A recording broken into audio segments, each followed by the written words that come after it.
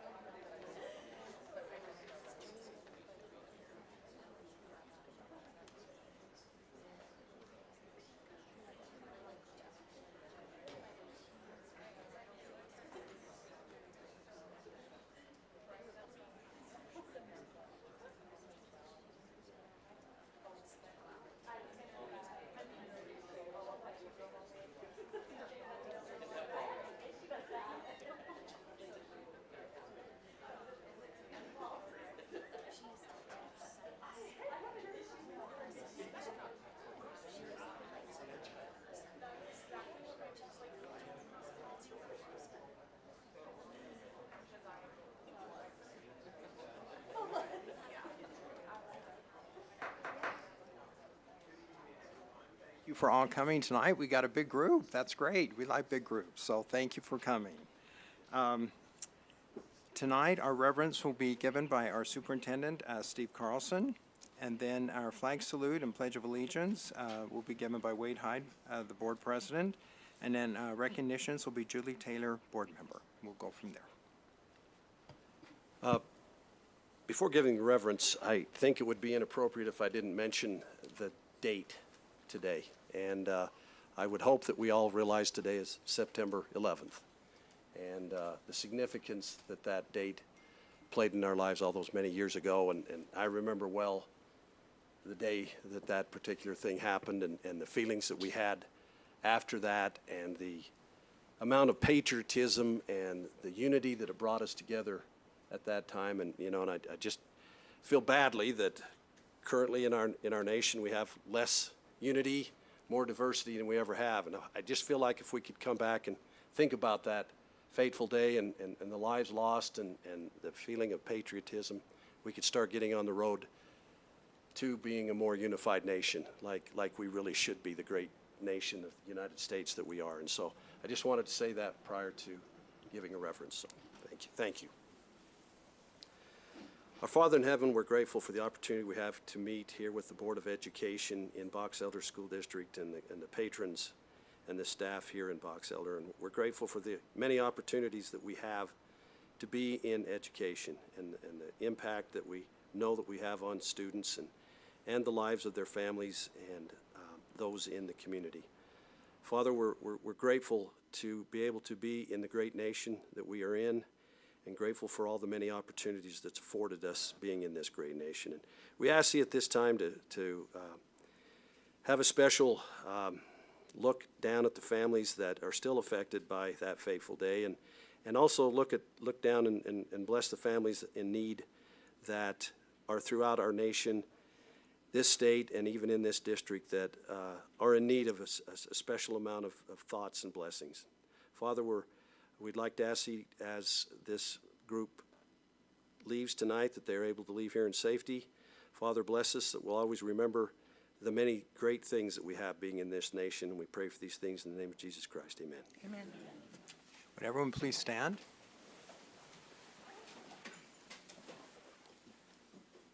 Pledge allegiance to the flag of the United States of America and to the republic for which it stands, one nation, under God, indivisible, with liberty and justice for all.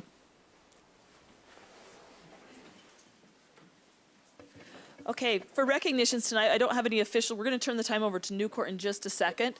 I don't have any official recognitions that Marcy usually sends me, but I do want to thank all a lot of you are here, all of our district people, our teachers, our principals, our custodians, everybody who's getting everything ready and has gotten everything ready to have such a successful start to the school year. And as a parent of children in this district, I am so grateful that I feel like when I send my kids to school, I know they're getting a good education, they're being well cared for, they're being taught, and I know that there's just a lot that happens to make this a successful district, and I just wanted to personally and from the board say thank you to all those who make that possible, from our leadership team down to every para, every teacher, everybody in the schools. So bus drivers, I know there's just so much that goes on when you start listing all of them, you can't list them all. So that's my recognition for tonight, is just to appreciate that and say thank you.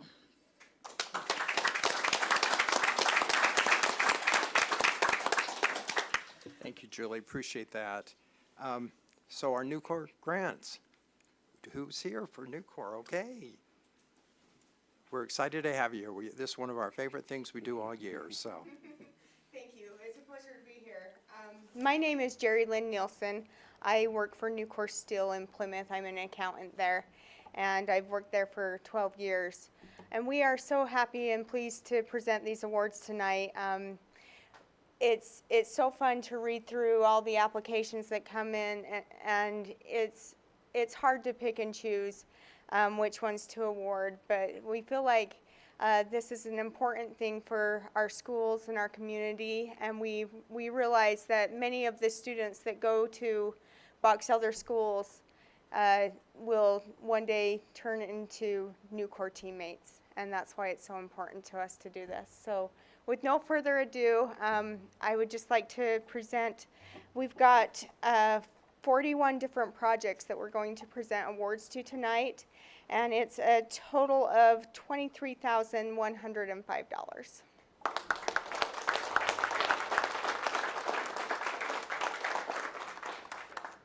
And I'm just going to turn.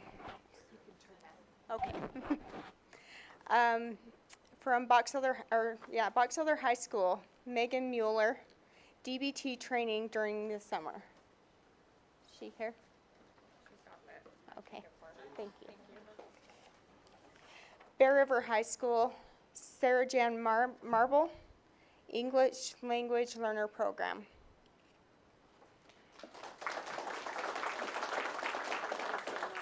Thank you.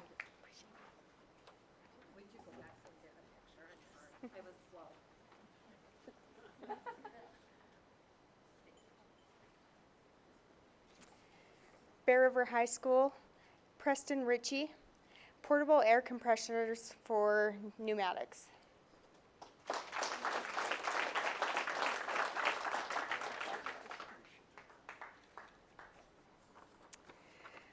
From Sunrise, Leslie Friedel and Trina Thompson, $600 for virtual reality, a vision of possibilities.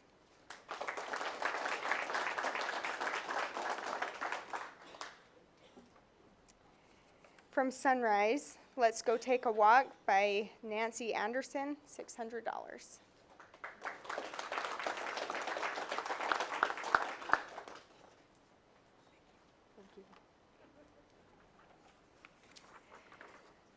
Box Elder Middle School, flexible seating for SPED math classroom, Megan Johnson, $900.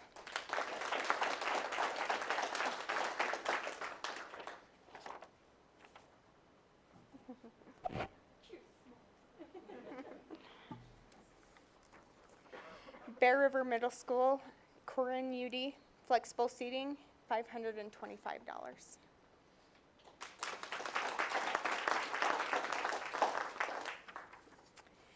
Bear River Middle School, Awesome Aquafire Kits by Rhonda Pace in the amount of $600.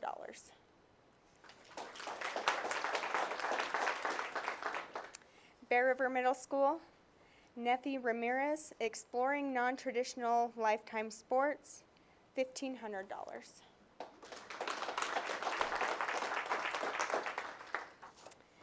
Bear River Middle School, Ecology's Ultimate Educator Collection, submitted by Shannon Heiner in the amount of $350.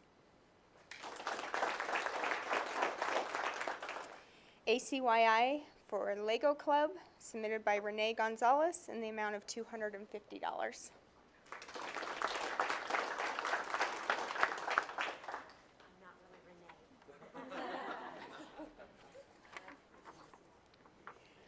ACYI for Going Digital, Valerie Yates in the amount of $888. Thank you.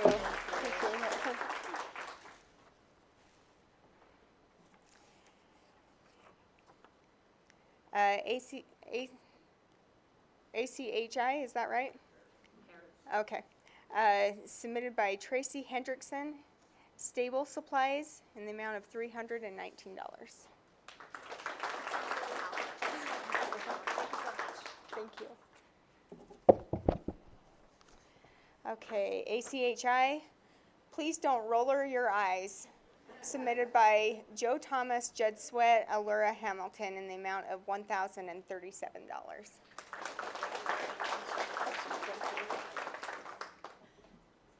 ACHI, submitted by Linda Bourne, Inclusive Seating for Children with Disabilities, in the amount of $425.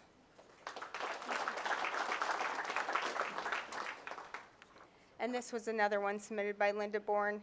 It's ACHI, Adaptive Bicycle for Children with Disabilities, in the amount of $400.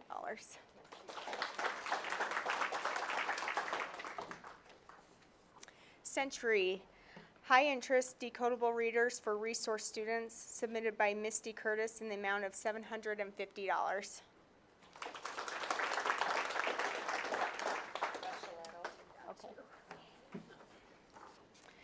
Discovery Functional Skills Curriculum submitted by Gaisley Geddes in the amount of $260.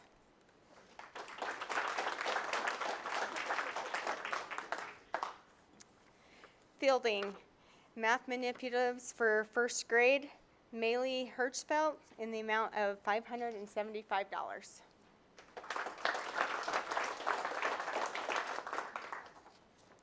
Fielding Third Grade Math Engagement Tools submitted by Tiffany Rhodes in the amount of $500. Fielding for Math Manipulatives submitted by Cami Euler in the amount of $450.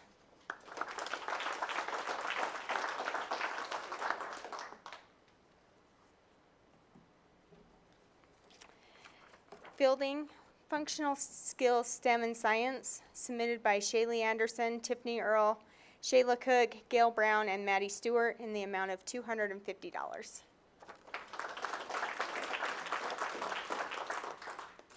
Fielding Leveling Up Learning with Interactive Experiences submitted by Courtney Lamborn in the amount of $250.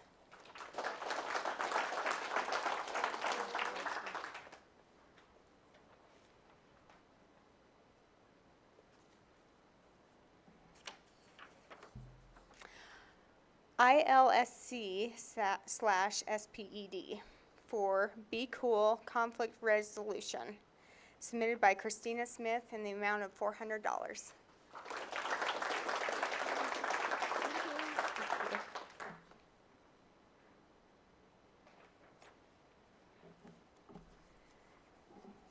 Lakeview for Kindergarten STEM Growing Plants, Team Numbers and Building submitted by Andrea Dean in the amount of $700. Thank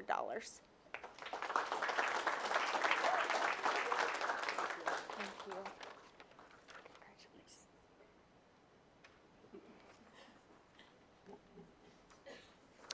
Lakeview for Make Us Genius submitted by Kimberly Wilson in the amount of $900.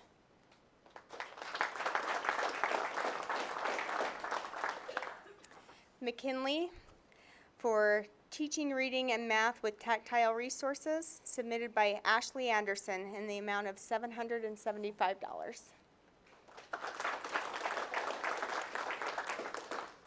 McKinley for Music Inspires submitted by Celeste Anderson in the amount of $1,094.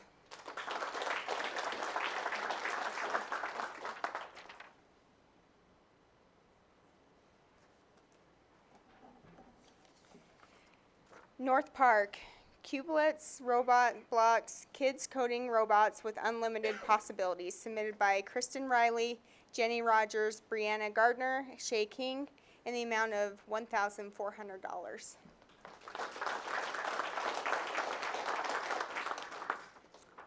North Park for Storyworks for Writing Support, submitted by Cindy Bradswich, Tanya Christensen, Abby Craig, Jennifer Lewis, in the amount of $330.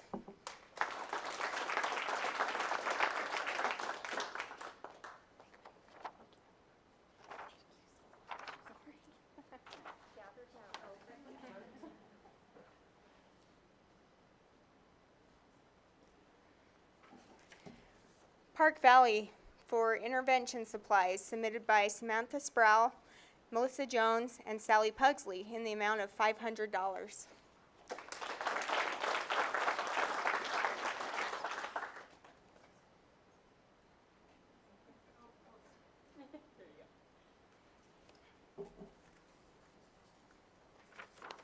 Three Mile for MobiMax subscription for math and science, 4th grade, submitted by Emily Zito in the amount of $300.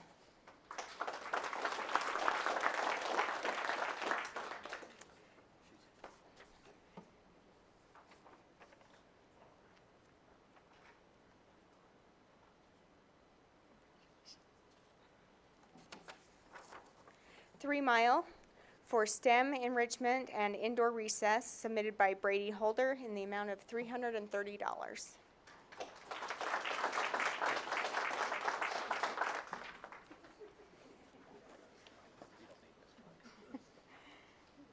3 Mile elementary STEM supplies, submitted by Rachel Post in the amount of $125.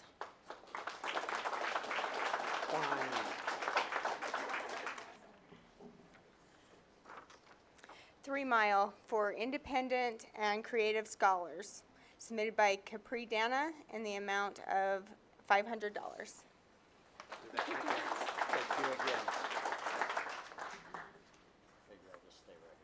again. 3 Mile for Mileage Club by Fitness Finders, submitted by Christy Edgington in the amount of $100.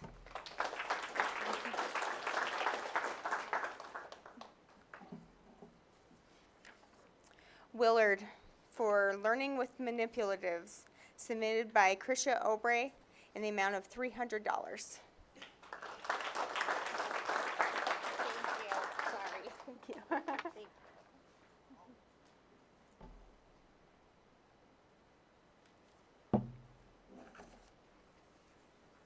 Couple more. Willard for Telling Time, submitted by Nicolette Robbins in the amount of $150.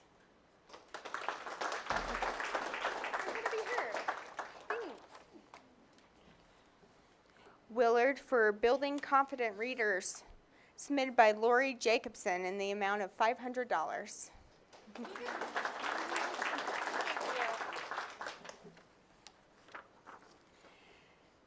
Crisis Team for District Crisis Team Crisis Response Kits, submitted by Amber Clark in the amount of $400.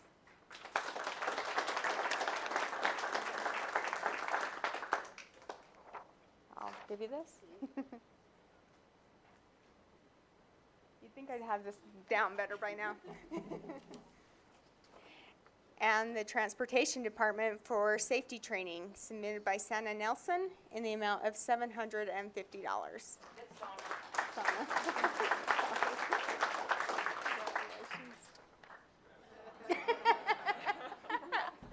Thank you. Thank you.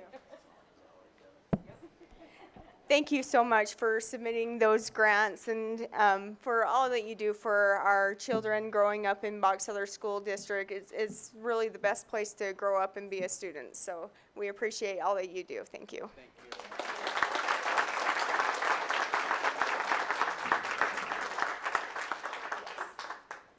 Thank you, Jerry Ann, for your generosity and great Thank you. I will. Thank you. Thank you so much for coming. And, you know, we would like everyone that received, oh, don't go yet, guys, don't go yet. And everyone who received one of these special awards tonight, if they would come up, the board would like to shake your hands before you leave, okay? So if you would come up, just start over here. We appreciate all you do.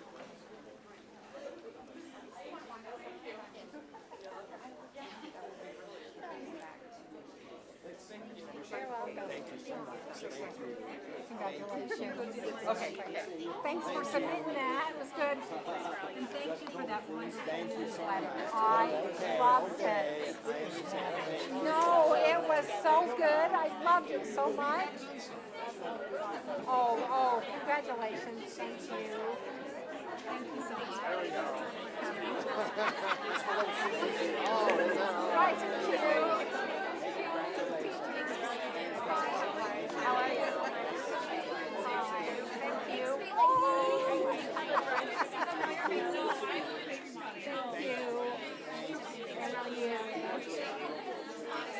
Congratulations. Congratulations so much. Thank you, Jerry.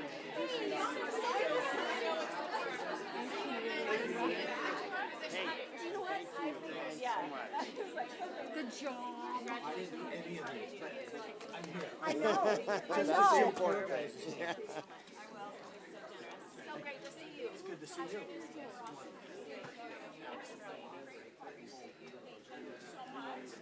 So your husband's here. I know, he didn't have anything else to do. So he said, I think I'll come. That's awesome.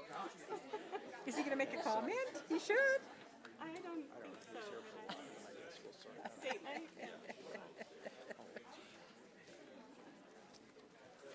Thank you.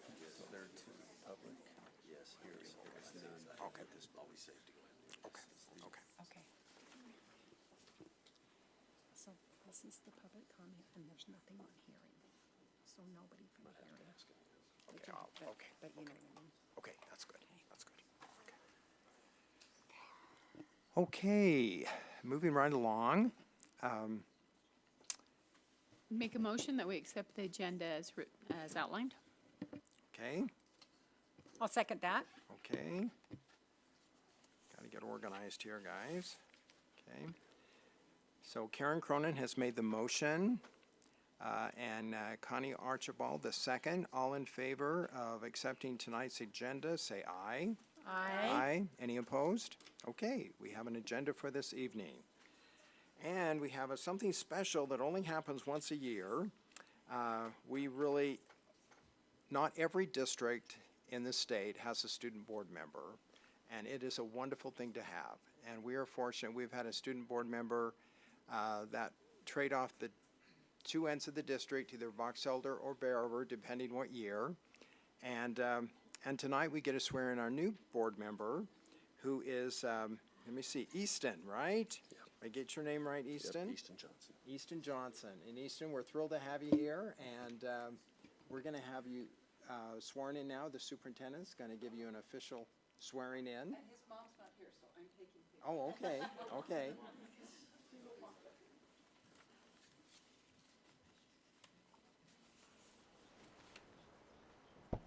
Okay, and Easton, right, why don't you stand right here so we kind of let everybody see you. Easton's from Bear River High School. Correct. And we switch back and forth every year between Bear River High School and Box Elder. And so Easton is going to have an opportunity to serve with us this year. We're excited to have you. And as the superintendent, I get to do this oath of office. Generally, it's done by our business administrator, who's also clerk of the board, David Roberts, but he's out with eye surgery, and so he could not be here tonight. So what I'm going to have you do is just turn and face me, and you raise your hand, okay? And repeat after me, and I'll try to put it in chunks, so okay? I, say your name, please. I, Easton Johnson, Having been appointed to the office of having been appointed to the office of student board member, student board member, do solemnly swear or affirm do solemnly swear or affirm that I will support, that I will support, obey, and defend obey, and defend the Constitution of the United States the Constitution of the United States and the Constitution of this state, and the Constitution of this state, and that I will discharge and that I will discharge the duties of my office with fidelity. the duties of my office with fidelity. Congratulations. You know him very well. Congratulations, it's glad to have you on board. Go Bears, go Bears.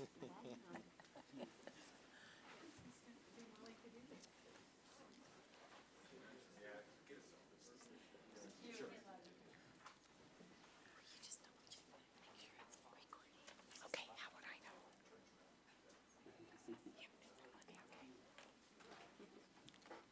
Easton, as you come back to your post, we're going to have you sit down and push that button like Robert just told you, and tell us a little bit about yourself and a few of your hobbies and things that you like to do and how you ended up in this position, please. Okay, so my name's Easton Johnson, like we already established. This is completely new to me, and I don't really know what I'm doing. That's why I was late. But I'm excited to be here and to make a difference in our district and help the schooling become a better and happier place. And for me, I enjoy basketball and tennis. I also produce music on the side and kind of work with artists around the world to make music for that and just music to uplift and help others. I enjoy challenging myself, and so I've been taking a lot of concurrent enrollment classes in high school, and I'm excited to be here. Okay. Well, Easton, if I may, go ahead and give him a big hand. I'm hopeful that you've read a letter from the former, have you had that letter? I think so. Okay. And what, you know, that letter would talk about is some of the things we ask you to do. And we'd hope you'd meet with the Bear River High School student body, presidency and leadership, and talk about and bring to us on a monthly basis some of the highlights of things that have happened previously and maybe some upcoming events. We'd also like you to reach out to the Box Elder High School. And Mrs. Kent's here, and you know, she's from Tremont, so you may be able to get lined up with whoever the student body president is over there. Visit with them and maybe even go visit them one day and let them know that you're representing both of our ends of the school district, but this year it's Bear River High's turn, and talk to them and see if they've got some great things going on. I mean, I know I've just lost, Alyssa Lyman was our former board member, and she talked a lot about, you know, the fundraisers that you'd have, the homecoming events, which are coming up really soon, as you know, and you know, some of the things like that. Anything that's big, anything big that's happening, and whenever the board makes decisions, they like to turn and go, we're making a decision that affects students, and we'd like to know what you think. So it's always good if you really pay attention and kind of know what's going on. And just so you know, I'm kind of excited to talk to you about this music thing. I'm part of a band called the Superintendents of Rock Plus, and so maybe we'll do something together. We'll have you produce something for us, and I'm with three other superintendents throughout the state, and plus some principals and teachers that we do things. So I'm really excited to hear about what you do. So anyway, thanks. We love to have you here. Of course. Welcome, Easton. Thrilled to have you here, and if you have any questions, feel free to talk to the superintendent or myself or any board member, but especially Connie and Tiffany that are both from Tremont. You can probably catch them pretty easier maybe than some of the rest of us. So anyway, but we're thrilled to have you on board. Okay, now tonight is a little different with we have a public comment and then we have a public hearing. So it's a little different than what we usually do. We usually just have a public comment. But because of the bond, we have a public hearing as well. So first of all, we will do our public comment, and that's for any individual that has signed up, hopefully, that just has a regular item that they want to talk about, has nothing to do with the bond. If you are here to talk about the bond, then that will be a little, well, not much later, but just a little bit later, and then you can talk about the bond issue at that time. Okay, so just a reminder that when we have a public hearing, or the same rules apply for the public comment and the public hearing, we ask that when you come up, that you speak in the microphone up here in front, and you state your first and last name. We limit your comments to 3 minutes. If you're here representing a group, then you can take 6 minutes.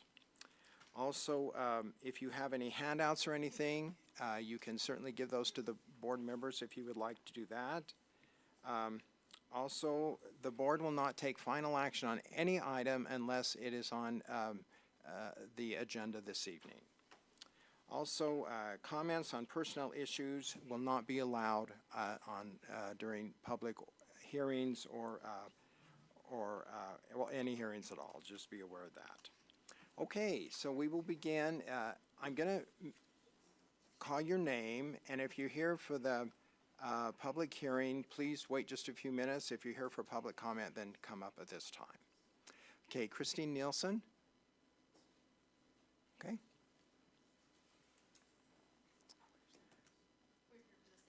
Okay, that works. Yeah, I'm Christine Nelson. I'm Chelsea So you're McFarlane. Chelsea, okay. Yeah. So if you're here representing the group, you can have 6 minutes to present. Okay. Okay? We just want to bring a parent concern to the board's attention that we're noticing, especially on the elementary level, but it seems to be extending through all of the schools, that their lunch period is awfully short.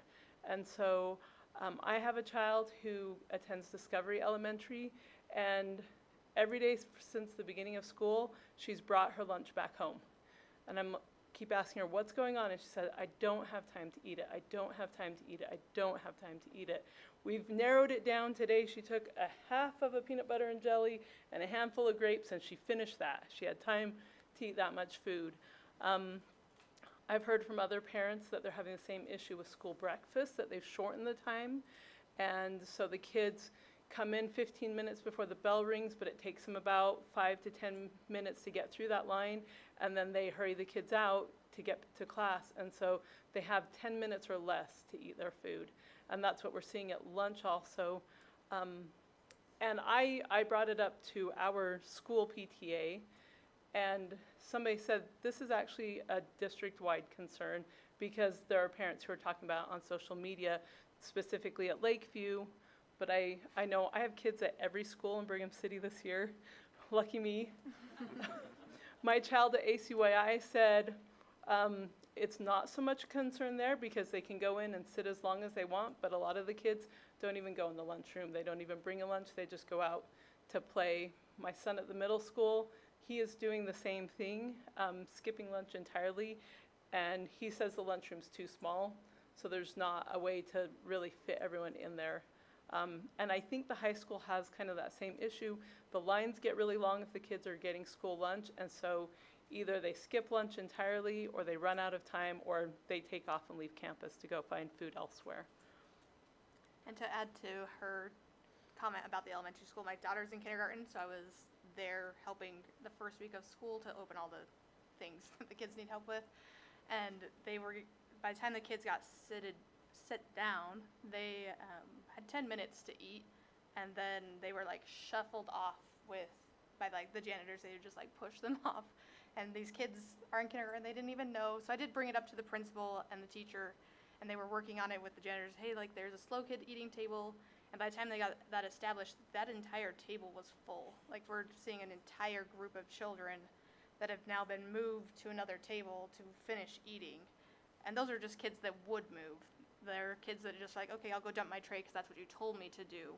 And so you're seeing a whole lot of waste, and then the kids not getting nourished enough for this school day. Like we're having them there all day, and these kids can't have time to eat.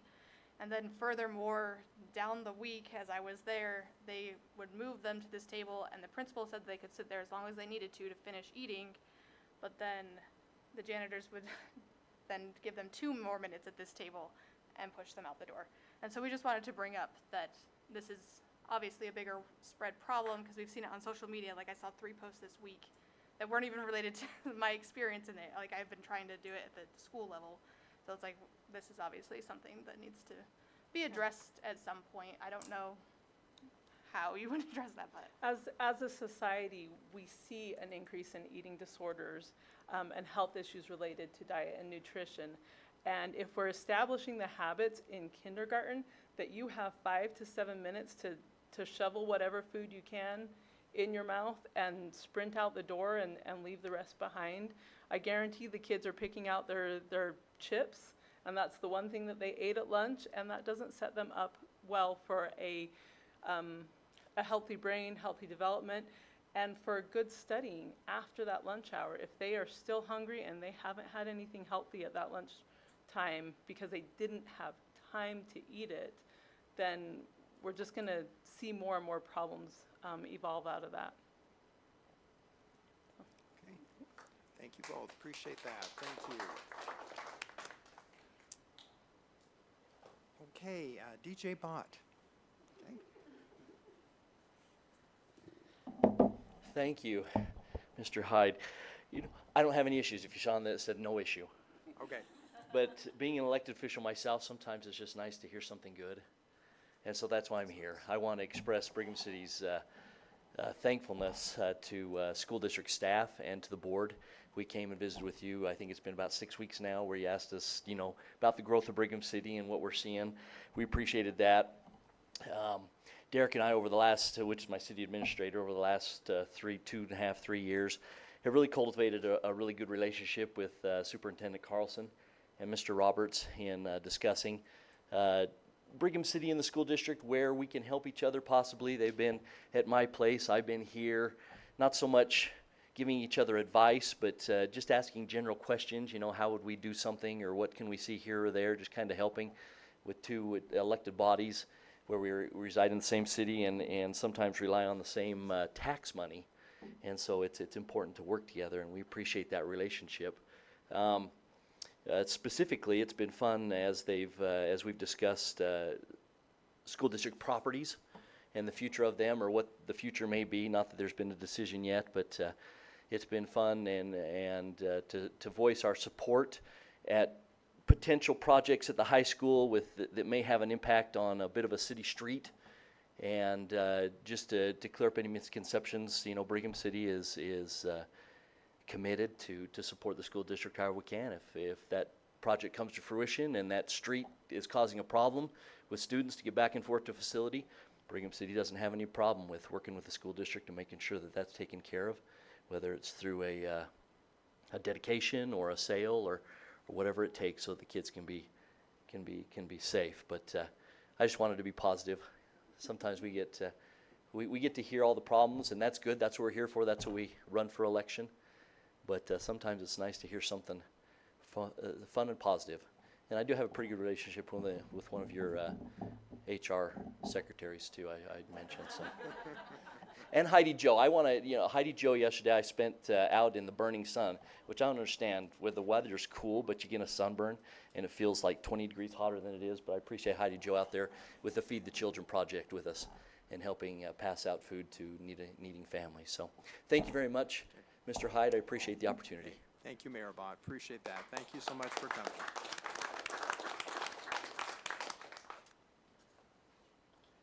Okay, I hope I don't mess up this name. If I do, I apologize up front. Teresa May Carreras.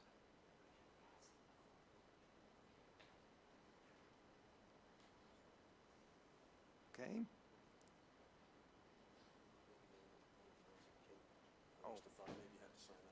Oh, maybe it was one of the, okay, it could have been. Okay, Joe Thomas, is that correct? Joe was one of the teachers. Oh, he was one, so, okay, so they probably got a little confused, okay. Okay, that's understandable. Okay, Becky Carroll. Becky. Hi, my name's Becky Carroll. I have kids at Lakeview, ACYI, the middle school, cross country. I feel like I've got kids everywhere. One thing I wanted to let you guys know, I work with the young women in my neighborhood, so they're between 6th and 12th grade, and at our activity last night, they all told me how much they love Fridays because they don't do anything in class. So it's like, well, that's what parents were afraid of with the time change. They said we sit and talk, and our teachers talk to us. So a little concerning, but I'm sure that can be addressed with the principals and the teachers. My other concern was busing. I know it's a difficult puzzle. You guys see the pieces, the money, the routes, the numbers.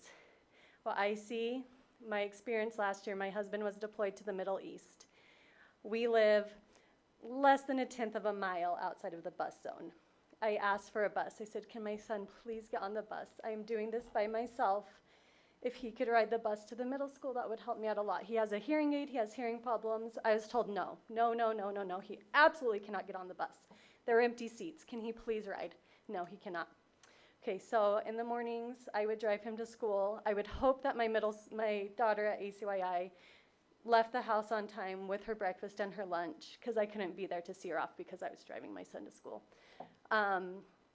There's a lot of single parents that are doing this on their own, where the bus could really help them out. I know you've got some sort of application system this year, but I feel like when you're looking at numbers, you forget that these are also people and moms who are trying to get their kids to school on time, and a lot of times they're doing it on their own. So just please don't forget that. Thank you. Okay, thank you, Becky. Appreciate that. Thank you, Becky. Okay, now we will, well, are there any other public comment, individuals here for public comment? Okay, and we'll go into public hearing in just a few minutes here for the bond. So we'll start now with our action items. Approval of exemption of community council in Sunrise High School. Randy Rasmussen, the principal. Okay. Thank you. To be honest with you, I'm not sure what I'm supposed to do right now. I submitted the letter. Okay. Have you had an opportunity to read that? Do you have any questions? No. Okay. Just an FYI, Dr. Jackman, the last couple of years has done the same thing, and for anybody in the audience, Sunrise High School is our alternative high school, and every year in the past, and I'm assuming the same thing this year, there's message is sent out for anybody that would like to put in to be on the school community council. And Right. what Dr. Jackman found out, and Mr. Rasmussen is finding out, that there's just not a lot of desire to participate. And so therefore, they have to come to the school district to get an exemption to have the school community council. And that's what's going on here tonight. Okay, okay, that's great, Randy. So what we'll do, we just need a motion and a second. Make a motion that we grant, accept the recommendation of the Board of Education to grant an exemption to Sunrise High School to receive the school and trust funds without having a school community council for the 24-25 school year. Okay, Karen Cronin has made the motion. Do I'll we have? second that. Okay, Connie Archibald, the second. All in favor, say aye. Aye. Any opposed? Oh, it's a copy of the letter that you have in your packet. Okay, so, Like, anyway. oh, I appreciate that. As Superintendent Carlson said, our population is very limited, and we do have a unique population of student. We've enrolled numerous homeless students this year, and students who are going to school and working 30 or 40 hours a week at a time. And so we do solicit input from parents and use that input when we can. Okay, So thank you very much. thank you, Randy. You're official. It's all passed, so we're good. Oh, we do? What? Take the vote. We didn't. There was a motion Oh, and a second. Just okay, I'm sorry. All in favor, say aye. Aye. Any opposed? Okay. You're good, Randy. It's all official now. Thanks, Karen, for reminding me. I got a little behind there. Too much going on tonight, so. Okay, I don't blame you. That's great. Thank you. Okay, so now approval of Bear River High School Water Polo Club and amendment of the 2024-25 general student fees, and that's Keith Meekum, our Assistant Superintendent of Secondary. Okay. So first of all, I appreciate Coach Danny Esplin and a couple of water polo. Can you guys just stand up? Stand up. Thank you for coming. Yep. All right. I learned more, and by the way, I don't know why Danny's up, and B, I'm not sure why I'm up reading this, but I found out that, so this club has just been a community club. It's been used with a bunch of Bear River High kids for years, but it's never been inside the school. We're asking to bring it inside the school, so it's not under Utah High School Activity Association, but it would be under Bear River High's non-curricular clubs. And so this just barely came about. They've been in since 1996. Dwayne Runyon was a part of this, and I think this would blow you away. Our club has consistently served between 30 and 60 students annually, both male and female, empowering them to develop their skills, build character, create lasting friendships. And I will just tell you, with a track record of success, including 7 state championships, numerous top 3 finishes, our club has established a reputation for excellence. We're proud of our accomplishment. We'd like to bring that club from just the community level back into the school level. Obviously, how we approve a club goes to the Superintendent Carlson. The reason why I'm putting this is if we approve the club, which is really how Superintendent does that, then there's going to have to be a fee added to the 24-25 district fee schedule, which is listed, etc. So all this has come about very quickly, but it's our recommendation to support Bear River High, their students, their coach, to bring this non-curricular, non-sanctioned club into Bear River High for various reasons. So that would be our recommendation for the board. But Superintendent Carlson, I don't know how this works because I think generally the club is consent in the items consent are in agenda. you accept the the club school and the fees- consent, but then, so I don't know how, I think I'm we gonna can let do it the all. pe- I think we can do it all in one motion. Okay. To accept the club and to amend the school fee schedule. thank you. So just a question, it sounds like a great thing, but if it's been running for so long outside the school, why are we bringing it inside?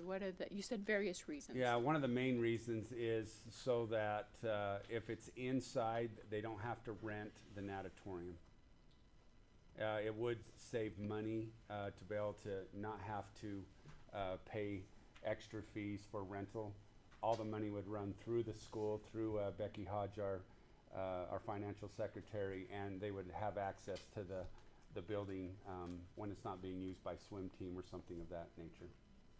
Makes sense. Okay, any other questions? Well, my son at Box Elder swam for a year with the water polo, and he was absolutely exhausted. I've never seen him in a sport where he would come home and just lay on the floor and breathe shallowly. So it was great. And so when this came up, I thought, well, he was swimming with them. They've been around forever. And you guys do a great job. It's hard work, so congrats. President Hyde, I move that we approve the amendment of the 2024-25 BESD general student fees and deposits schedule by adding a $390 amount for each participant in the newly created Water Polo Club at Bear River High School. Okay, Tiffany Summers has made the motion. Do we have a second? Okay, Nancy Kennedy that made the second. All in favor say aye. Aye. Any opposed? Okay, it passes. We're good. Okay, now Corey Thompson, our Facilities Director, on approval of our architect selection. Okay, thank you. Can you open that link up? Okay.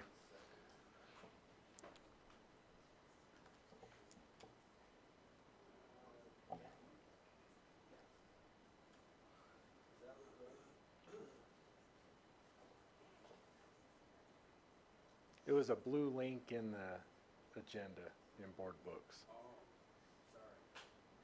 Yeah, that'll come next. I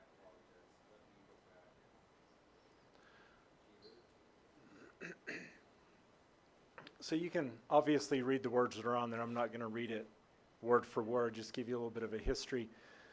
When the school board, when the school board had their work session in July and thought this is a good idea to move forward with a bond, then I went to work to obtain and select an architect to concentrate on initially the two middle schools, one north, one south, that we're looking at replacing.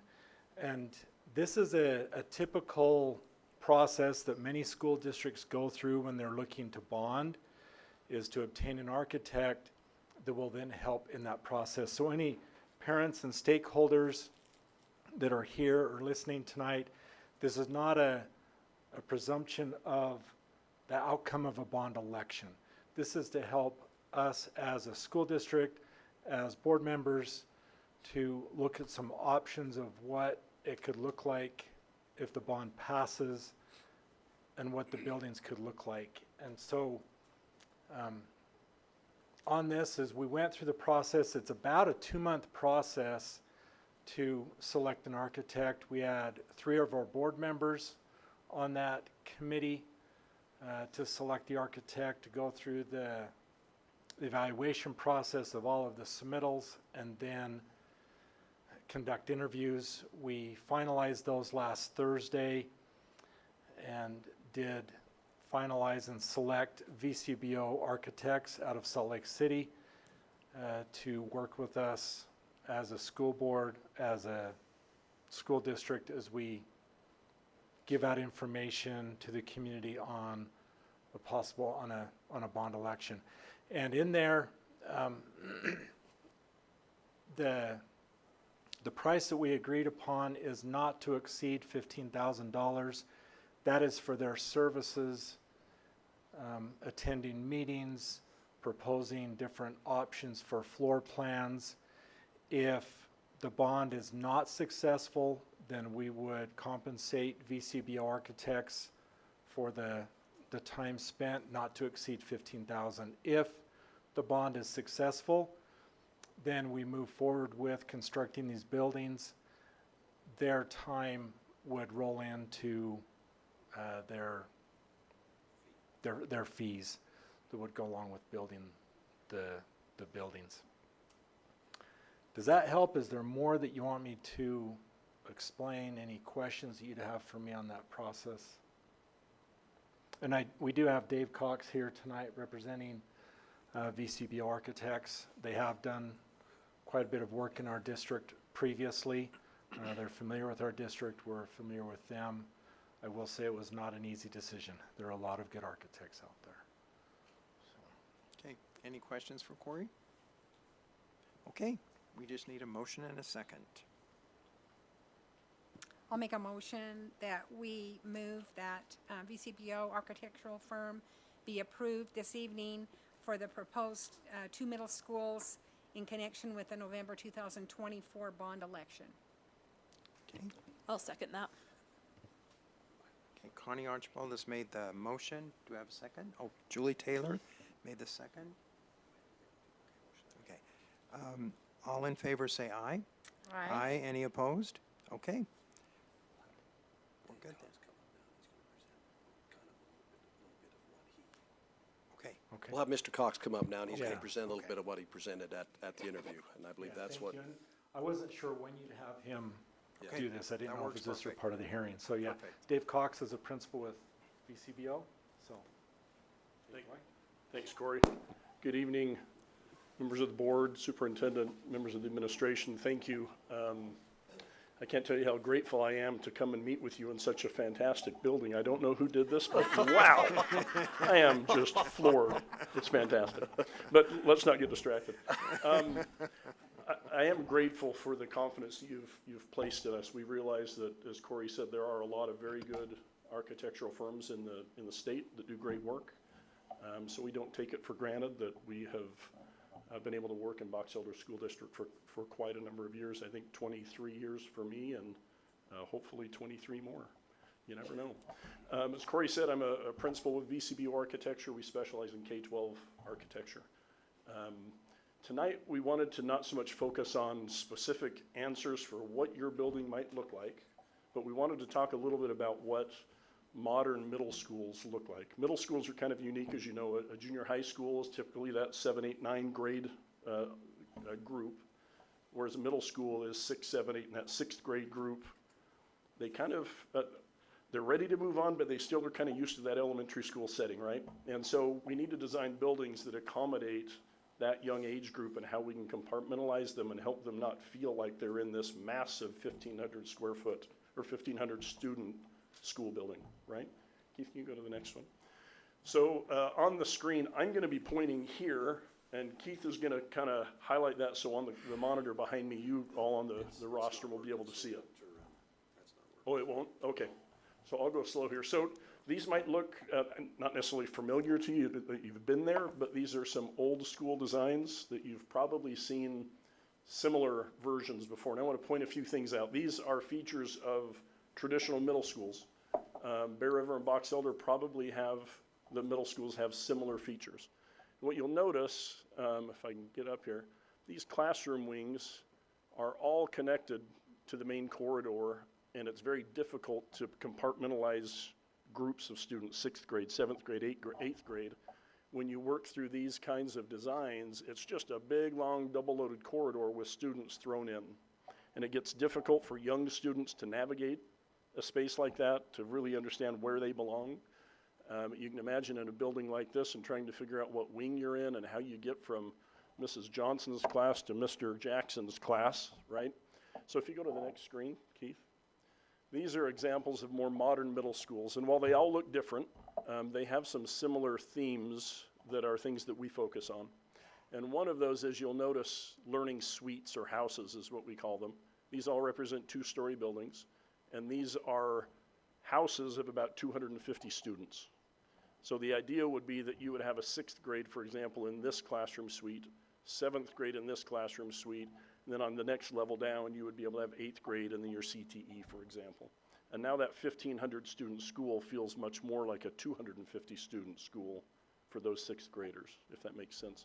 If we can go to the next couple of slides. So we're zooming in here to some specific designs. We won't spend a lot of time, but I do want to point out some reasons for why we do this. One of them is security. You'll notice at each of these classroom suites, there's a pair of doors at the front of them. There's a separate exit coming out of each of those suites. So they really function like their own compartmentalized space that houses a small group of students. which works very well in terms of teacher collaboration, the ability for teachers to work together between classes. Those types of features aren't very common in our more traditional designs. Those are the types of things that we would anticipate seeing in whatever that design is that Box Elder School District chooses to proceed with, okay? So we'll move through these next maybe 7 slides. These are first floor, second floor. You can go ahead and move through those, Keith.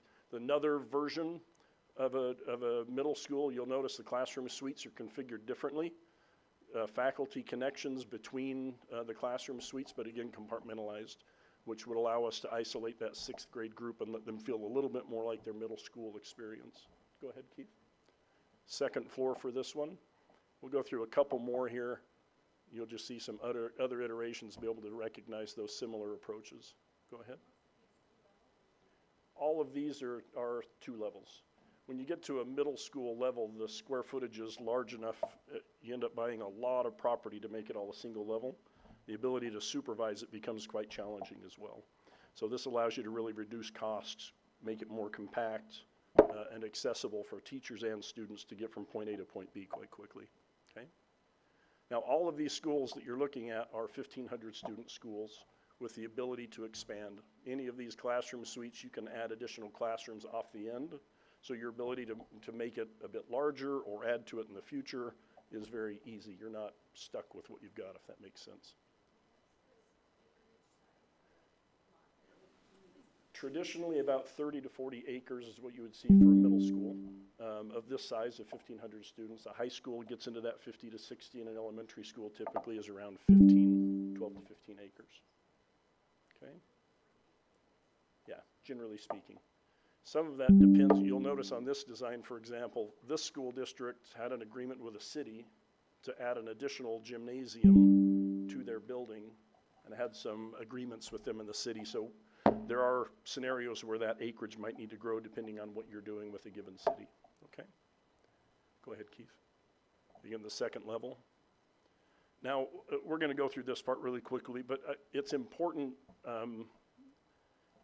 that you all understand that we don't have a cookie cutter approach to these projects. Every one of those look different, and there was a reason behind that. Box Elder's solution to a middle school, it's going to have a media center, it's going to have a gym, it's going to have classrooms, but the way it functions needs to be a Box Elder School District approach. It doesn't need to be a Davis approach, it doesn't need to be an Alpine approach, it needs to be a Box Elder approach. So the process we follow is pretty extensive in working with your staff members, those that you identify as a steering committee, community members, whoever it is that you identify, to go through and try and identify those priorities that they have and make sure that we're capturing that essence of a Box Elder School District middle school that will represent your values, the way it looks, the way it functions, the way it feels is very critical. And that's the process we would go through here. Go ahead, Keith. This is just an example of kind of how we do that. We can move through that quickly here. The next one. And again, that process allows us to button down a square footage and a cost. And if you go to the next slide there, Keith, the key is that we tie those together. We recognize that school districts are not made of money. That money is sacred. It comes from people who are stretched in many cases and don't have a whole bunch of disposable income that they can just throw around. We understand that. So we need to come up with a solution that meets all of the programmatic needs that you have in a fashion that meets your budget, right? We don't want to have people complaining about Taj Mahals being built in Box Elder School District. Just good buildings that are inviting to these youth that attend them. Next one, Keith. So really what I hope you'll take away from our conversation this evening is that Box Elder School District has a great opportunity to approach education in a really novel fashion that's forward-looking, that approaches education with technology and with buildings that are flexible and accommodating to new delivery methods that might come in a year, it might come in 5 years, we don't know. And these approaches that we've been seeing as we benchmark middle schools throughout the state kind of reflect that approach that we would try to take with you. Any questions I can answer? Okay. Thank you, Thank Dave. you. Appreciate You you coming. Thank you so much.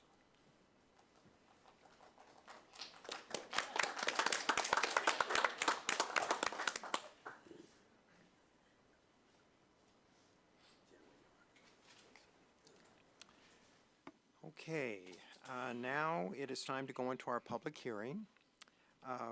We will need a motion and a second, and then we do a roll call vote on the public hearing. Okay? I move we go into a public hearing to discuss, what is it, the bond? The bond. I Okay, will second that. okay, Julie Taylor has made the motion, Nancy Kennedy the second. We'll do a roll call vote, starting with Nancy. Nancy Kennedy, yes. Julie Taylor, yes. Wade Hyde, yes. Connie Archibald, yes. Tiffany Summers, yes. Karen Cronin, yes. Okay, we're good.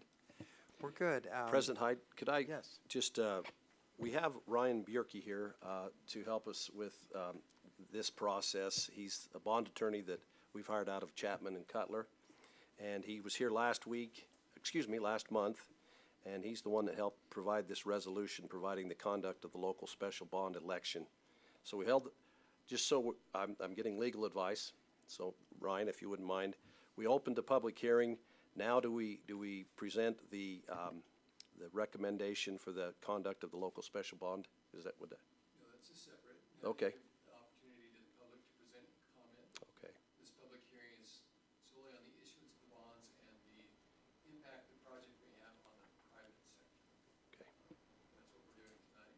After citizens have had a chance to comment, and there are no other comments, then you can close the public hearing, and then you'll go vote. into consideration Okay. for resolution. Thank you. Okay, sounds good, thank you. Okay, so we'll have our public hearing, and like I said, the public hearing is the same as our public comment. You'll have 3 minutes. If you're here with a group, you have 6 minutes. And we are here to listen. That is our goal here as board members, to listen, to hear what you have to say this evening. So, I do not have anyone on my list, but that doesn't mean there aren't people here. So if you do come up, please come up, state your first and last name, and then just tell us what you would like us to hear tonight. Okay? You can come up right now. Absolutely. I didn't think of this question until now. John Ficklin, I really just came here to, my wife said you were having this meeting, and I just wanted to hear about the bond. But a couple questions. I'm from Brigham. Is the new school going to have air conditioning? Yes? Okay, and the other question is, my son and I, we golf a lot. And we went to Eagle Mountain, and we got teamed up with a pair of gentlemen. One of them is over the state superintendents of Utah.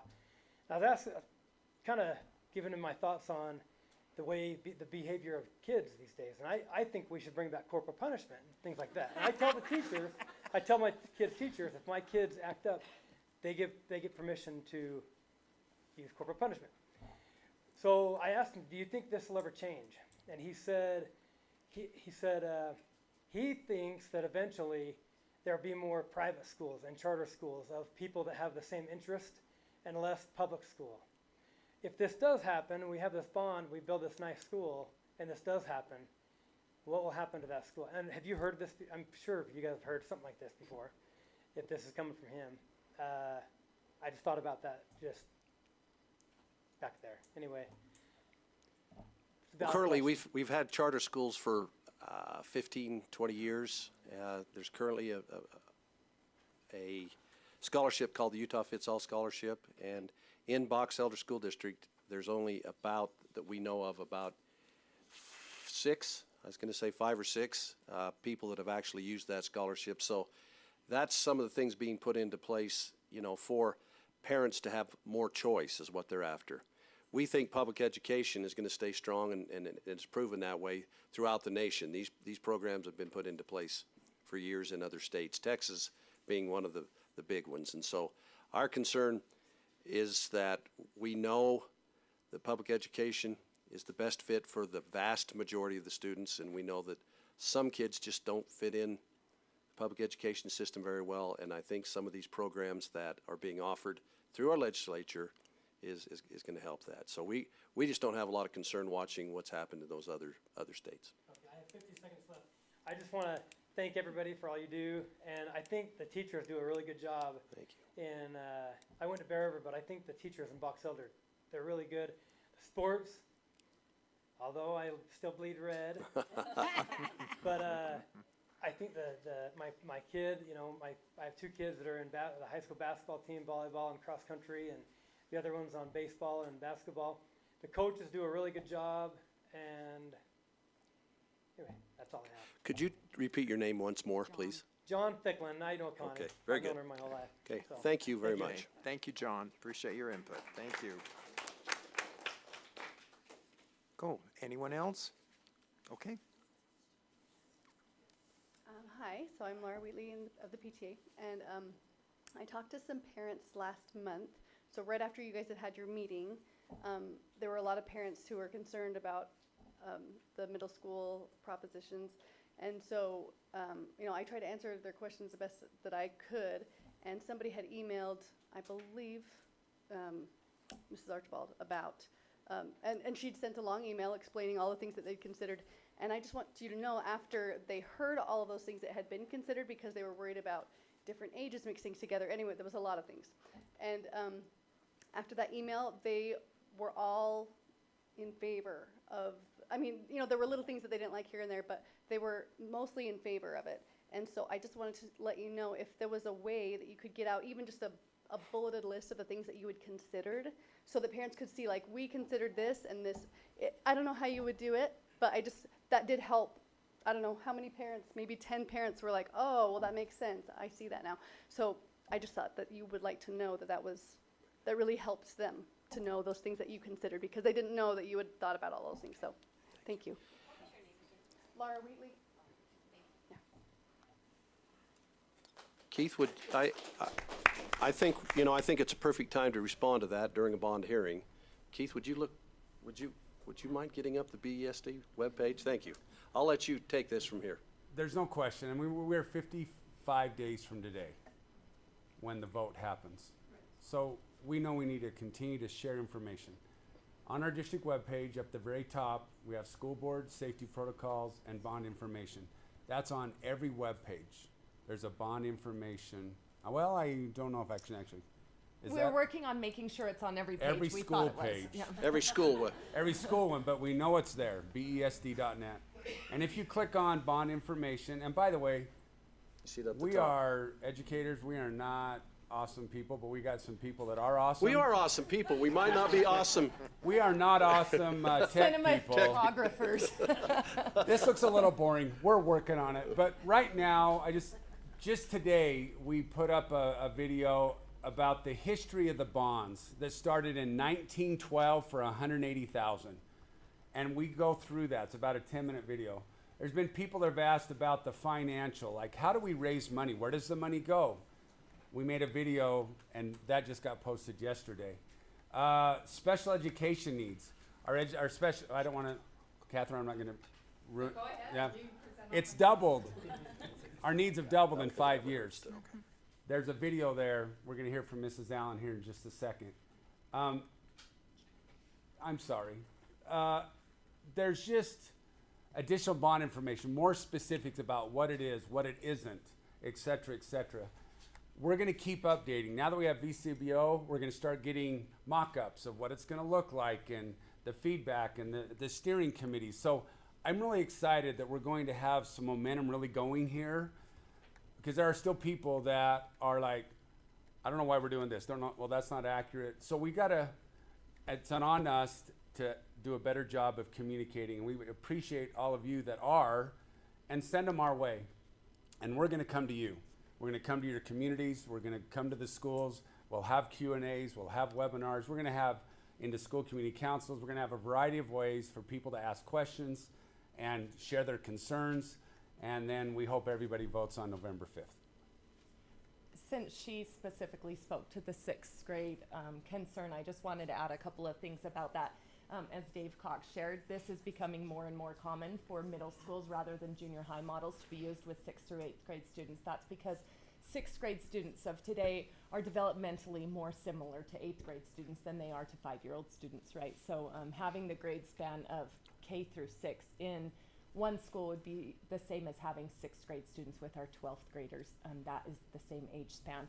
So that was one consideration. Another consideration is that every one of our elementary schools is busting at the seams right now. We've had to remove special program classrooms for special education, music, art, computer labs, those types of things in order to fit the students that we have now. If we were to consider moving sixth grade back down to the elementary schools, we would have to add on at probably $3 to $5 million cost for every single one of our elementary schools. That would come at a steep cost to our voters and our community members, and we don't want that. Also, curriculum grade bands actually flow K through second grade, third grade through fifth grade, sixth through eighth grade, and ninth through 12th grade. So making this configuration allows us to have that planning and vertical alignment that is really cohesive amongst our teachers.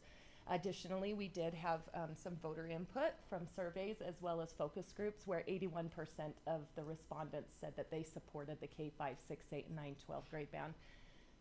Lastly, nearby districts are moving to this or would really like to move to this model. So just to hit on that, Laura, thank you for bringing that up so we could address it. Okay. Thank you, Laura. Appreciate your comments. Any other individual here for the bond? Okay, you bet. My name's Elise Deering, and I have not watched the financial video that was posted yesterday yet, so I'm sorry if this is addressed in there. But I did wonder, so I know that like $220 million, that seems like a lot. So if that money is not all used, what happens to extra money? Or if something happens and you end up needing more money, what gets cut from your plan first? Those are my questions. Did you say Elise Deering? Yes, it is, yeah. With an A? No, E-L-I-S-E, Okay. and then D-E-A-R. Okay, so I'd like to respond to that. We Yes, do have a please do. video that goes over this Okay. in more detail that you're welcome to watch, and Keith is going to bring up our PowerPoint about that. Awesome. I love that. That actually the bond history will help cover some of that too. Oh, okay. In the past, we've had bonds. So the most recent bond was 2007, and initially that was written for $70 million, and that was supposed to cover the construction of the 2 high schools and then again some elementary needs. And as a result of that, we were able to take some capital reserve to finish off projects. So part of what we're doing right now is trying to plan flexibly to meet as many of the elementary school needs as we possibly can. We've set aside about $10 million to cover elementary needs. Initial budget amounts from contractors, architects, some of those that we sought out, said about $5 million to retrofit the 2 elementary school or intermediate schools to become elementary schools. We've also included in that flex of $5 million that will then be prioritized to other elementary school buildings, which will also allow us some flex.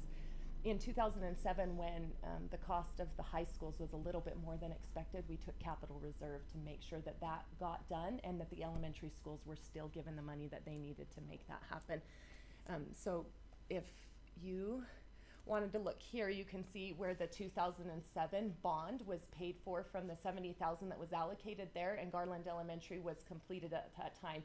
Again, at that time, the bond said address elementary needs. So Garland Elementary was addressed under that bond, but there were other sources that paid for Fielding Elementary and Snowville Elementary to be done as well. And then since that time, we've been able through capital reserve to cover a lot of other projects. The difficult thing here is we have a lot of needs all at once that we cannot cover through capital reserve because we've done as much as we possibly could over the last 17 years to cover those needs. Yeah, Does that help? Yes, Please feel thank free you. to ask a And then I clarifying also, question. oh, go ahead. I would just add, and this bond doesn't meet all of our needs. Yeah. We have other needs, but we had to prioritize the most essential needs and hopefully plan for the future. But there's still going to need to be some capital reserve in the future to meet the unexpected. Where's the growth going to be? Ongoing growth, Is it going to be north of Brigham? Is it going to be between Garland and Fielding? Is it going to be anyway? And we've got to be ready to go, and capital reserve's going to have to be some of that as well. Perfect, okay. And then I also just, so I knew that there was a board meeting tonight, but I didn't know this hearing was happening, so I just would ask for some more information, like sent out to parents about these meetings so that we can maybe get more people here, get more input. I know there's a lot of people who would love to come and ask questions, but we just don't hear about it. And not everybody is on Facebook. I check my email every day, but I just checked it to see if I got anything, and there wasn't anything on there about a hearing tonight, and so I'm glad that I came anyway, but that's just something that I would appreciate, having more communication that way, so. There is some legal requirements to post for bond hearings, and they go out to, like the newspaper, and then to the state website for those types of things. And so we generally don't put those on Facebook. However, the meetings that we've talked about, we will advertise them very, a lot to make sure that we get that out with parent emails. I didn't know if this And counted as, I don't know. there'll be meetings on both ends of the district, in the north and in the south. We'll make sure we get that word out, especially to parents, because we have you guys on our email list. That's the easiest. Okay. Yes, that's easy.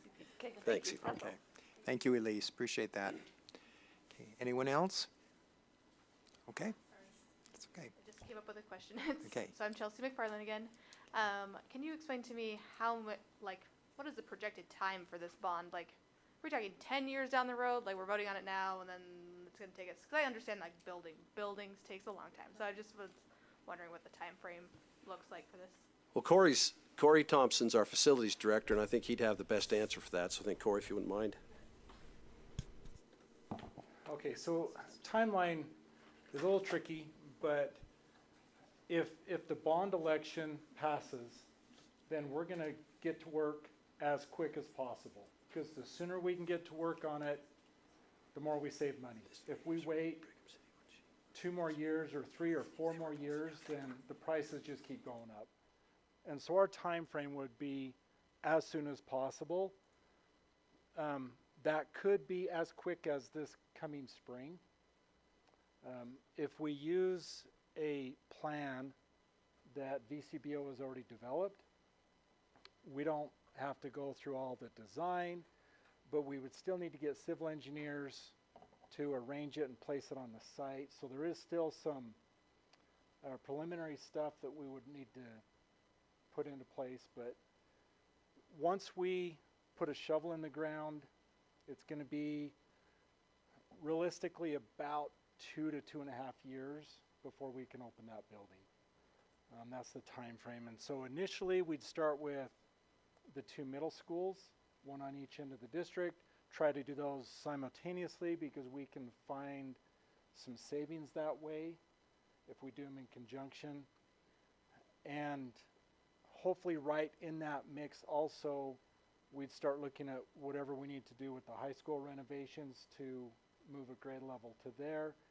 And as soon as we can get the 6th and 7th grade out of the intermediate schools to transition those to elementary schools, then we would start on that. This is something that we'd want to get done quickly. So like, would you say like 5 years? Like, yeah. No, notice I'm trying to be specifically vague. Right. Because I don't want people to go into this bond election thinking, oh, this is when they said it'd be done, and then a hiccup happens and it's 6 months later than that, or something like that. But yes, within about. Yeah. Right. No. The hope, cross your fingers, stars align. 5 years would be reasonable to say that most of this stuff could be done. So. I'm going to let somebody else answer that. We have this Zion's Finance here, but I think this bond is a 20-year bond. Is that correct, Alex? Alex Buxton from Zion's Finance is public finance here with us. You want to, speak to that if you wouldn't mind. No. But we did, as far as a parameter goes, we've set the parameter at 21 years, but the anticipation is that it will be paid off in over a 20-year time from the time that we issue the bonds.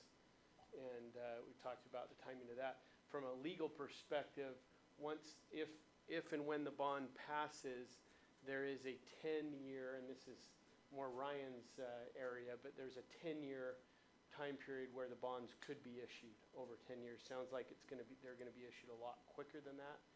And it's likely as well that the bonds will be issued in various issues, because it's probably unlikely that the district will want to issue the full $220 million up front. They'll want to issue whatever they can spend you know, because as soon as you issue the bond, that's when you start paying interest on the bond. So I think the way we've run the numbers with Dave Roberts and Superintendent, we've anticipated about 3 or 4 different bond issues over a 3 or 4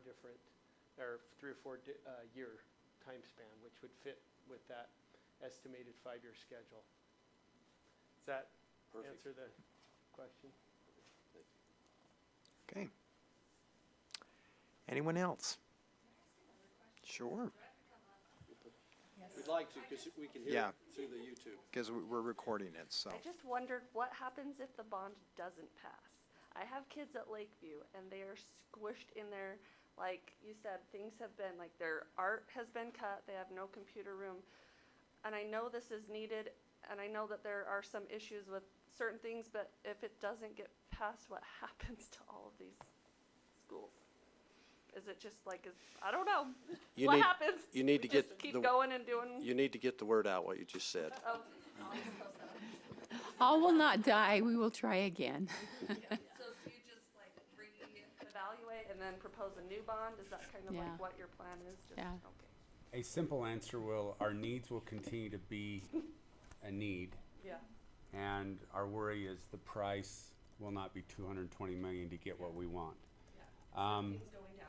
But certainly we would come back, find out, I mean, was the bond defeated soundly? Was it close? What was the feedback of why? And we would take all that information, we'd go back to the drawing board, but we'd go again. Okay. It may be a year or 2 away, but we'd go again. I appreciate that. Okay. Okay. Okay. So, I'm just curious. So, okay, so there's been bonds in the past that the taxpayers are paying for. When those are paid off, do the taxes, I mean, let's say this 220 million bond, the taxes are gonna go up. When that's paid for, do our taxes go back down?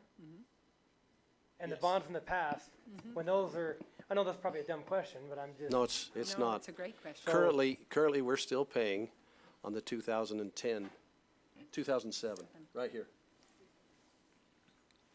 And so that's being paid off. This is in the green, okay, the 2007 bond, correct, 7? And we're paying that off, and that's why the timing is such that we've waited for 17 years since our last bond to do it now, so that that'll be paid off.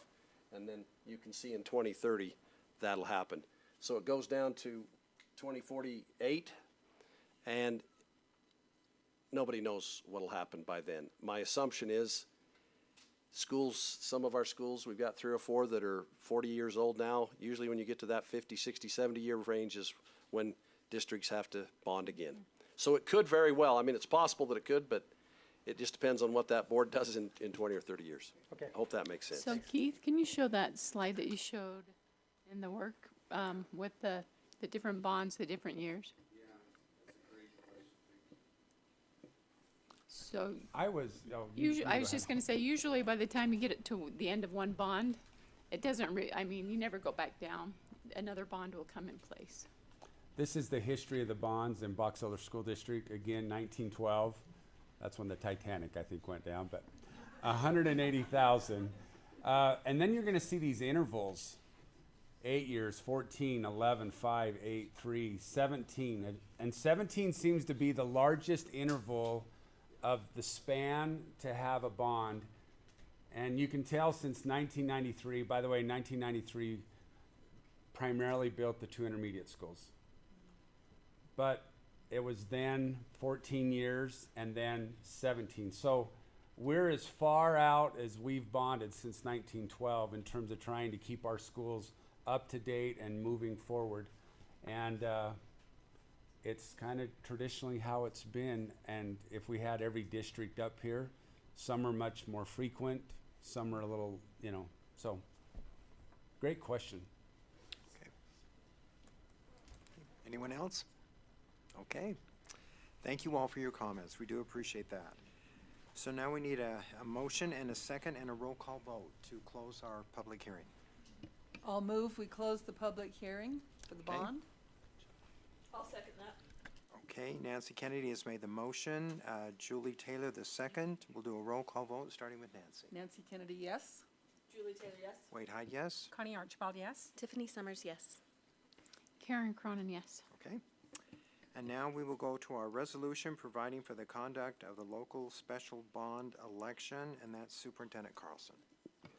Okay, thank you. As I mentioned earlier, Ryan Yerke of Chapman and Cutler prepared this. I'm not 100% sure. Ryan, is there anything you'd like to address to the board? They've got it. They've read it. Would you like to talk to a little bit about that? Just so there isn't any confusion, you've already adopted a resolution saying you're going to hold the election.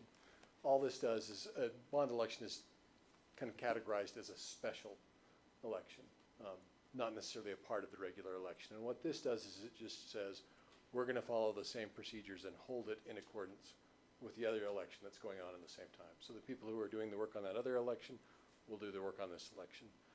That's what this sets up, is just sort of the mechanics of how the election will work. And it then sets up your notice of election that has to go out. It's a statutory requirement. You'll see that in there. We work with the county clerk's office to get all that information filled in. And then that will get posted in a couple of places to let people know about the election. So that's what you're doing with this resolution. I'd be happy to answer any questions if you have them. But again, this is just mechanics. You've already said we're going to do this. Any questions? Okay, thank you. I Thanks. appreciate that. Okay, we need a motion and a second and a roll call vote for this as well. Okay, I move that the Box Elder Board of Education approve the resolution providing for the conduct of the local special bond election. Tiffany Summers made the motion. Do we have a second? I'll second that. Connie Archibald, the second. Okay, we'll do a roll call vote, starting with Nancy. Nancy Kennedy, yes. Julie Taylor, yes. Wade Hyde, yes. Connie Archibald, yes. Tiffany Summers, yes. Karen Cronin, yes. Okay. So it passes, so we're good. We are good. Okay, Thanks a lot. thank you. Appreciate all of you coming tonight. Thank Thanks, you. guys. Appreciate all of your input and all of you coming. Be safe driving Yeah, south. be safe Questions? going home. Really good questions. Okay, now we go to our information items. Catherine Allen, our special ed director, is here to do a presentation. Could I introduce Catherine and her role here? When the board made the motion to go for the bond at the last board meeting, we put together a Q&A for our employees and people out there. And one of the we got a lot of questions about what will this bond do to help special education. And Catherine put together, she worked with the team and put together a presentation. It's one of the ones in the bond information on our webpage. And it was so impactful to me that I felt like our Board of Education needed to see her presentation and talk about the challenges that we have with our special needs students, our special education students. And so she did a great job with this, and Catherine has been our special education director for 4 years now. And I think, quite honestly, it's one of the more challenging jobs that we have in our district. It's a challenge to fill all of our special education teaching positions. We have right now, I would, and I haven't looked at it for quite some time, I bet you 10 or 15 openings at least, paraprofessionals. And it's really hard to fill, and it's a hard job, but it is one of the most needed things that we have to help all of our students be successful. So Catherine, I'll turn the time over to you. Awesome, thank you. I have changed these slides just a little bit from what is posted on our website to just give a little more clarity to special education. So just to start our presentation, I just wanted to lose my area. I just wanted to express that in special education, we often are an overlooked population. Everyone knows that there is special education in schools, but we don't always understand it. We don't understand who that involves and the impacts that it can have on a school. So that is what I'm hoping to give a little clarity. Please, as I'm going through, if you have any questions, please bring those up. Okay. This chart that we have was very insightful for most people. So as we're looking at this is the number of special education students at the end of each of these school years. So in 2020, we had 876 students. 2021, 976. 2022, 1,204. 2023, 1,404. And 2024, 1,751. That is over double in 5 years. So even as the population of students in general in our district may decline a little bit, special education is not. We increase. Special education, one of the things that I've been hearing a lot recently has been, oh, it's because of all the behavior kids that have been coming. That's why we have doubled in numbers. That is not the only reason we are doubling in numbers. So in special education, we have 13 categories that a student may be eligible for to receive services. You can see an asterisk next to some of these. The ones that have an asterisk are our most frequent classifications. We have autism, deaf blindness. We don't have many students who are deaf blind in our district. Most frequently, they go to the Utah School for the Deaf and Blind. Developmental delay. Those are students who are anywhere from 3 years old up through their 8th year. It can be for students who do not have a real clear disability. We know that there is something there and there may be several issues and we are not sure exactly. So we do have this classification of developmental delay. However, by their 9th birthday, they need to be reevaluated and something else needs to be determined there. Emotional behavioral disability, hard of hearing or deafness, intellectual disability, multiple disabilities, orthopedic impairment, other health impairment. That health piece is a big clue on that one, but it can be a variety of things.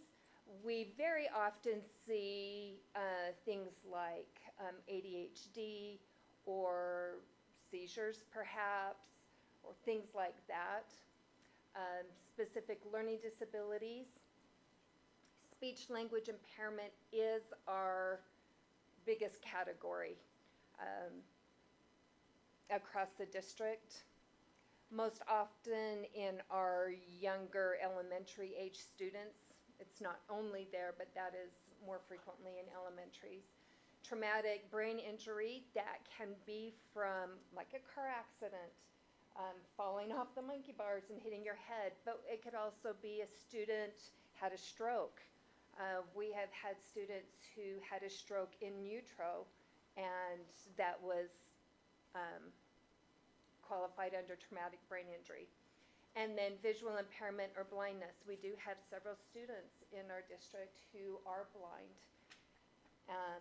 and we are teaching them Braille, and they are participating in schools.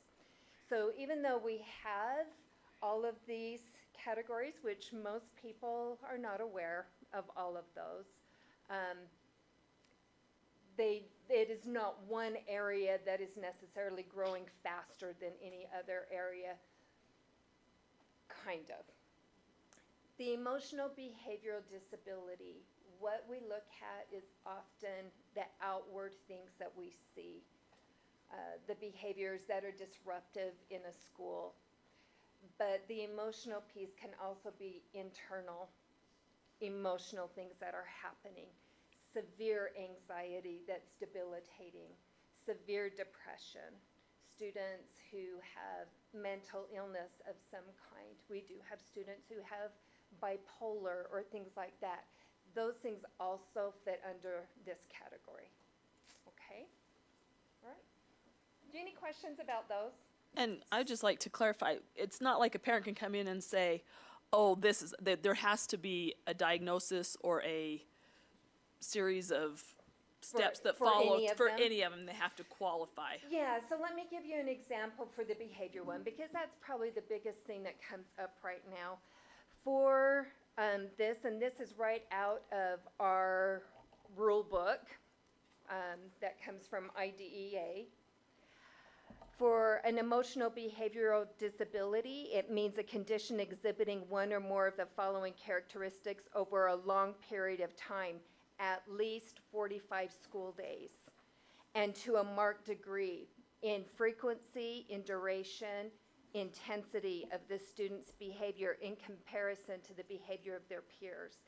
So you can see that this is not just, oh, this student has misbehaved, so now they're receiving special education services. There is a long, big process that happens, and also it is very specific about the requirements for evaluations, what those need to look like, all of that kind of stuff before they are found eligible, because it's under IDEA, the federal guidelines.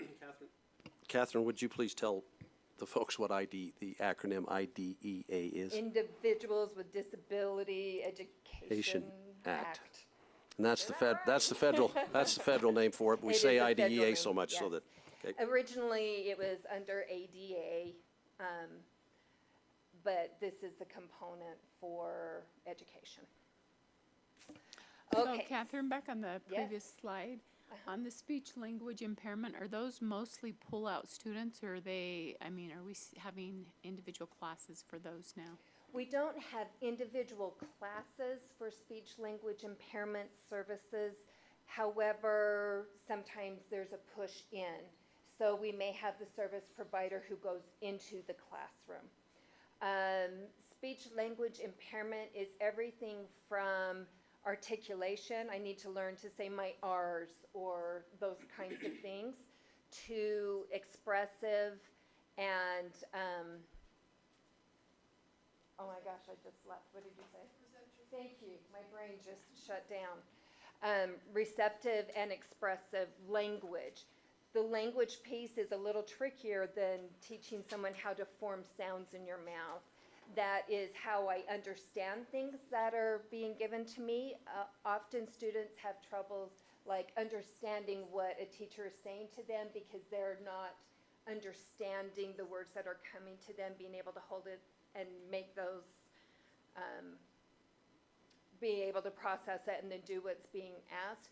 Or they have trouble expressing what they are trying to say. They might know in their head what they want to say, but being able to express that. In our preschool, this is the most common disability that we have in preschools, is our speech language impairment. But that is considered a related service. So it's not like a class of just speech language. So the pull-out, or you said push-ins? Pull-out or a push-in. I mean, Okay. it can be more than one student at a time, but yeah, it's not like you have 30 kids in there at the same time. Yeah. Okay. Our special education needs. So because we don't often have a full class of 30 students at the same time for things like speech and language, or receiving occupational therapy, or even resource services often, we try to find any space we can have.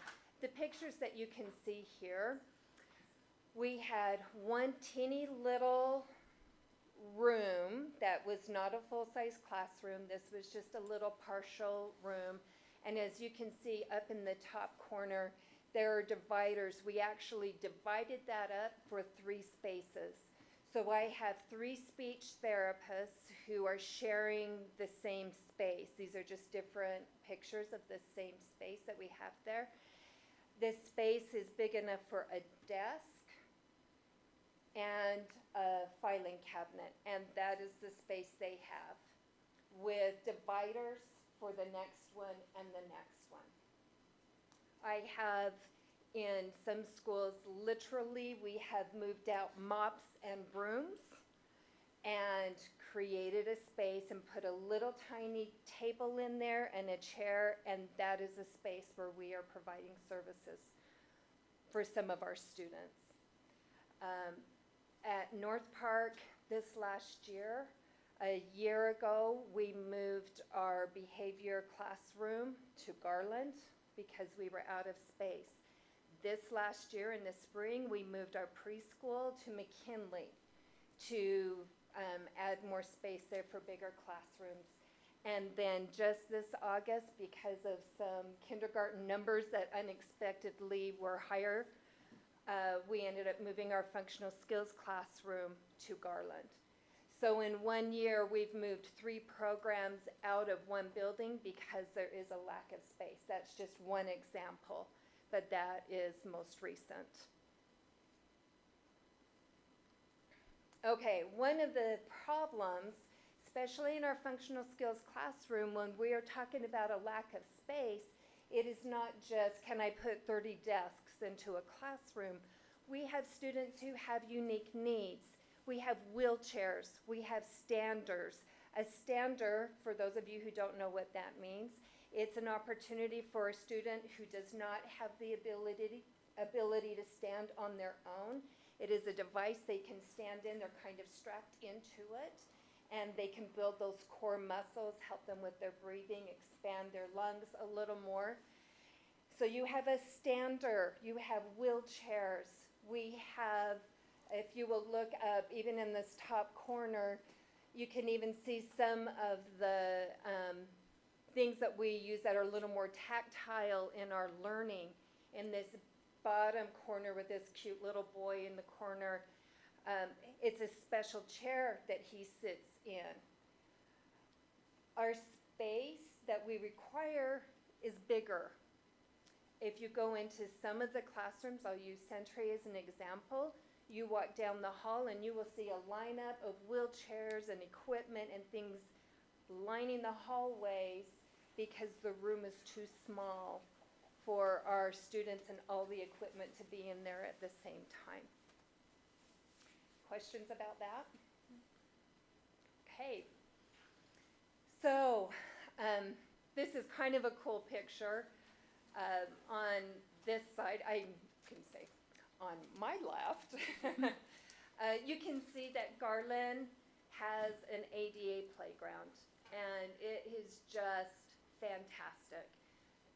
Corey was telling me earlier today that he had gone out there and was watching, and the kids, all kids, were lined up wanting to play on this playground, and just said the joy on everyone's faces. It was just amazing to see. We need to meet all needs, and we are meeting the needs of the students, but we have to get creative, and sometimes it is tricky trying to find spaces. As was mentioned in our other meeting, Keith had brought up in one of our high schools, I have 2 resource teachers who are sharing a classroom, and they're trying to alternate times. So as one's bringing in groups, the other one's doing team talk classes and trying to share spaces. We are trying to be as efficient as we can with our space, but we are just out of space. We would like to plan for appropriate designing of classrooms for our preschool, for our resource, our behavior, our functional skills classrooms. We need smaller instructional rooms, and I'm speaking about special education because that's kind of my world, but we also have our English language learners who need a space. We have counselors and our OTs. Our OTs, those are our occupational therapists who work on motor skills. They are often in hallways, in corners, in the functional skills classrooms, just trying to do it in there at the same time. And they don't have a home. It is a thing every year. We're like, this year we're going to have a real space, and we all try, and then things happen, and we don't. Mental health has become a bigger problem in our district for everybody. And we're having trouble with our finding a space for our mental health providers. Our school psychologists who do all of our evaluations, and that's hundreds every year, they do not have a space in schools. So oftentimes principals are leaving their offices, or they're having to find a corner and just trying to to share space with other people and still keep that confidentiality that needs to happen with our students. Restrooms, lifts, changing stations, sinks, stoves. When we get into high school, we learn more in our life skills classes. We learn about cooking and how to do laundry and those kinds of things, but we have to have the facilities to be able to really do that. Okay? All right, I've kind of thrown a lot of information out to you. One of the things I forgot to mention right at the beginning, special education covers from 3 years old through 22. That is a huge span, and it is everything from learning our R's and our sounds to students who are most highly impacted, perhaps cognitive abilities, physical disabilities, and things like that. And we have this huge continuum that happens in special ed. So it is a consideration. It does take space, and it does take an awful lot of personnel. And we have a high turnover because it's hard. It is a hard job, but it is worth it. I think sometimes we forget that our students, all our students are general ed students. They are all general ed students first. And we need to recognize that and treat all students that way. And then we provide services as needed. Okay, any questions? I'll make a comment here. The last 2 days I've spent considerable time at Bear River High School for various reasons. And today when I was there for about 2.5 hours, I had a chance to walk the halls, and I saw something that was just kind of touched my heart. There were some special ed students that were being transported in wheelchairs and various things. But what I thought was really cool, it was their peers in some instances that were transferring these special, wonderful students from one place to the other. And they had this relationship between each other. I'm sure that our student board member knows what I'm talking about. But I saw that and witnessed that today, that this also gives students an opportunity to embrace and include these special ed students. And our goal is to truly build lifelong friendships, right? We have amazing peer tutors in our secondary schools. Amazing. They are such good friends and such good role models for all of our friends in special education. So there's a big shout out to them. Thanks, Connie. They are amazing people.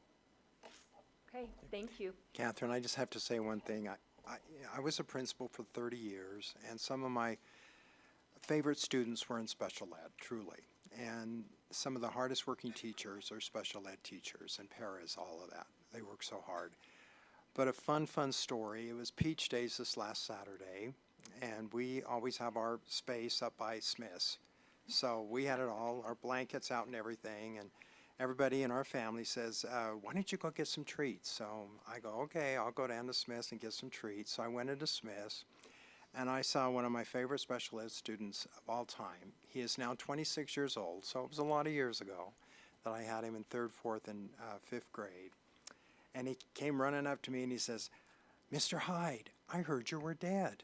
And I says, nope, I'm not dead. I'm still alive and kicking. And he says, are you sure you're not dead? I says, I'm sure I am not dead. And he says, well, how old are you? And I says, I'm 72. And he says, are you sure you're not dead? And I says, yeah, I'm really sure I'm not dead. He says, well, my grandma said you were dead, and she's here in Smith, so let's go find her and you can tell her. So he took me to his grandma. And she said, Mr. Hyde, I heard you were dead. I says, no, I am really doing good. I am healthy. I am strong. I'm doing good. She says, oh, that's so good. I'm glad you're not dead. So anyway, finally, after about 15 minutes, I got back to the parade. But it was a fun experience. He's still a cute kid. So anyway, you guys worked very, very hard. We had the best stories. We're glad you're not dead, too. Yeah. Thank you, Catherine. Thank you. That was a wonderful presentation. Okay, now we go to our student dress code. And, is that you, Superintendent? Yes. Okay. You know, last month we had public comment about the dress code, and we've spoken, you know, throughout the week, and we asked Mrs. Kent if she would mind coming, and we've also asked AJ, Mr. Gilmore, to come. AJ has previous experience just at Bear River High School. Now he's at the middle school again, so he could speak to both of those areas. And so I think basically, Keith, if you Yeah, put up that 5,200? I'd like to start a little bet. bit. Obviously, it's informational, and so feel free to ask any questions. I was looking at Easton's hair, and I had. Are you like me and you look at guys' hair and you think, Yes. man, that'd be cool to have hair? That's exactly Yeah, what okay. I thought. My hair looked like that back in the 80s. But my point is I had a good friend of mine who graduated from Box Elder High in 1967, and he had hair like Easton. And one day he decided to shave it. And he got called in by the principal and said, I won't say his name because we're on live, whatever. I don't like radicals. Because he shaved his head. He didn't like that he did something that was out of the norm. He felt kind of bad because he immediately was pulled away from, I'm not really wanted here because I don't look like the rest of the people in this school. Fast forward to 1996. I'm the head basketball coach at Box Elder High. And there was a rule at Box Elder High that said no facial hair. And I had a young man who was going to be a senior, and he had more hair. He'd have to shave every day. And he was thick, and he could grow facial hair. And he had facial hair. And the principal said, you need to shave your facial hair because it's against the dress code. And if you don't shave your hair, you can't play basketball. And I'm in a meeting. The principal says, you've got to shave your hair or shave your face. And he goes, I'm not shaving I have to shave every day and I can't, and this is the way I am, and I'm not shaving. And that young man did not play on my basketball team because he wouldn't follow the dress code, which was no facial hair. Now we're in 2024. As you've looked, and I've been a part of this now for 32 years, and I've seen the span of what is appropriate, what is the right style that's acceptable.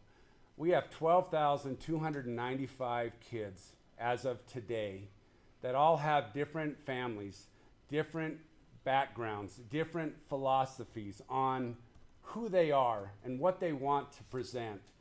Their value might be my value. My value might be your value. But not everybody's value is the same in terms of what's appropriate for public, what's appropriate for Sunday observance, what is appropriate for weekend at the pool with my friends. And so this is a policy we have from the board. And I think it's important to note what letter A is. Student dress, grooming, and personal hygiene are primarily the responsibility of student and parent. As soon as you state that, which parent and which student deserves to have their responsibility honored or rejected? I don't like radicals. Shave your facial hair.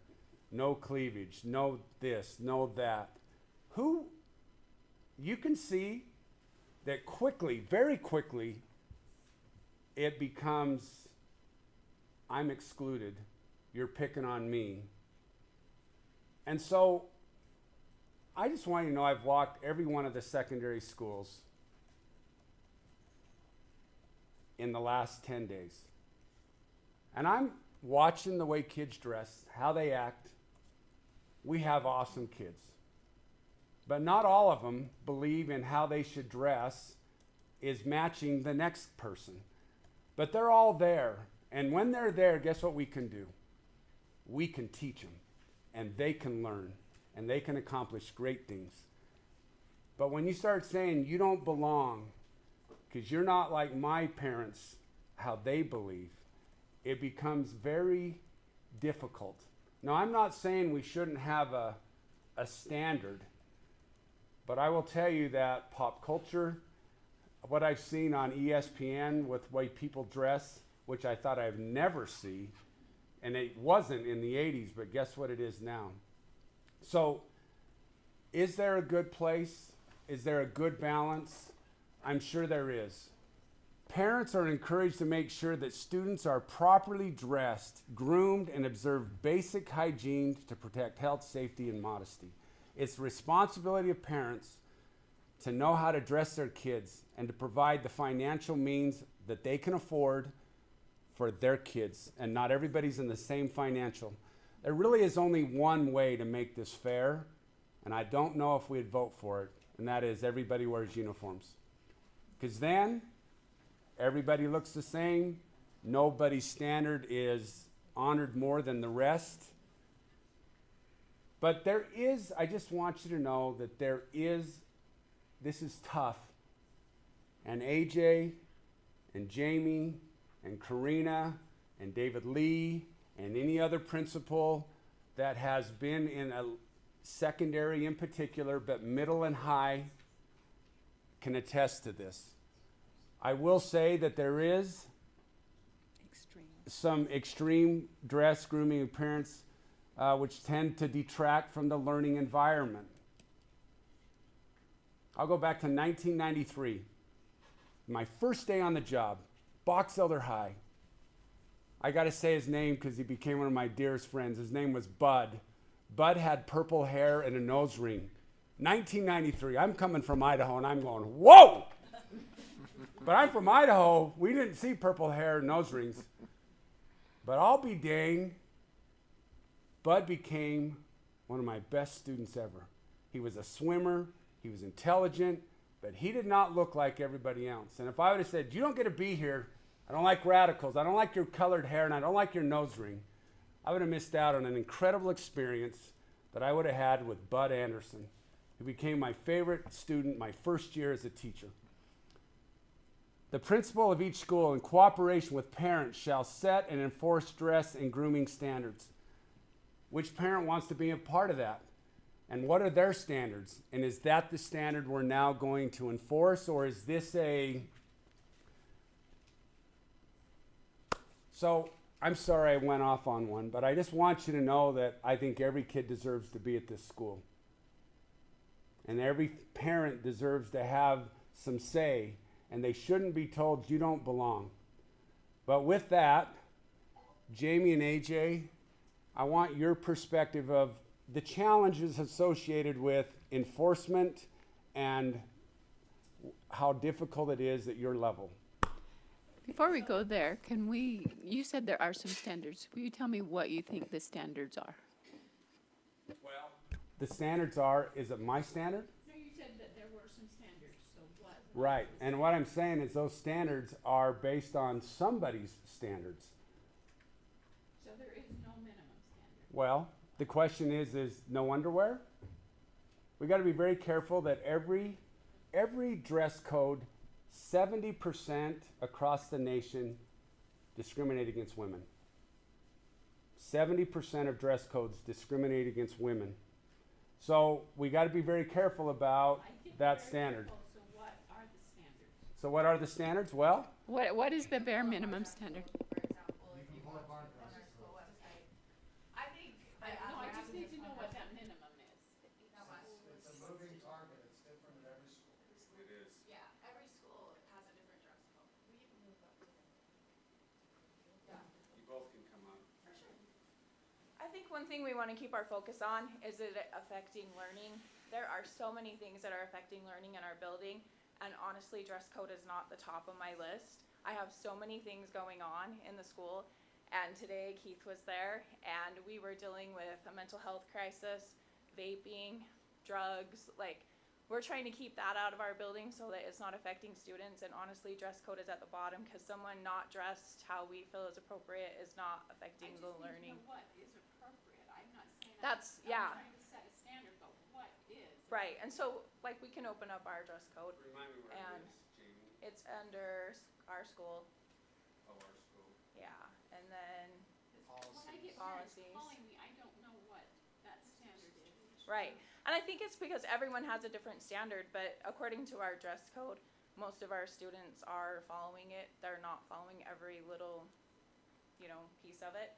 But that's gonna probably be the last thing. If we've got a mental health crisis and other things, we're gonna take care of that first. And I don't wanna send the message to students that what you wear is more important than your learning. And so I don't wanna be removing kids from learning when they are at school and we want them learning if it's not disrupting school. I will say a couple things that are standards. No drug depiction. Yeah. No hate speech. Yeah, we have that on there too. Alcohol, tobacco. No alcohol, tobacco, anything that would be illegal, that cannot be on anybody's. Hat or attire. Socks, shoes, I mean, they get creative. Yeah, they hide it. I will say belly shirts. Belly shirts didn't exist in 2020.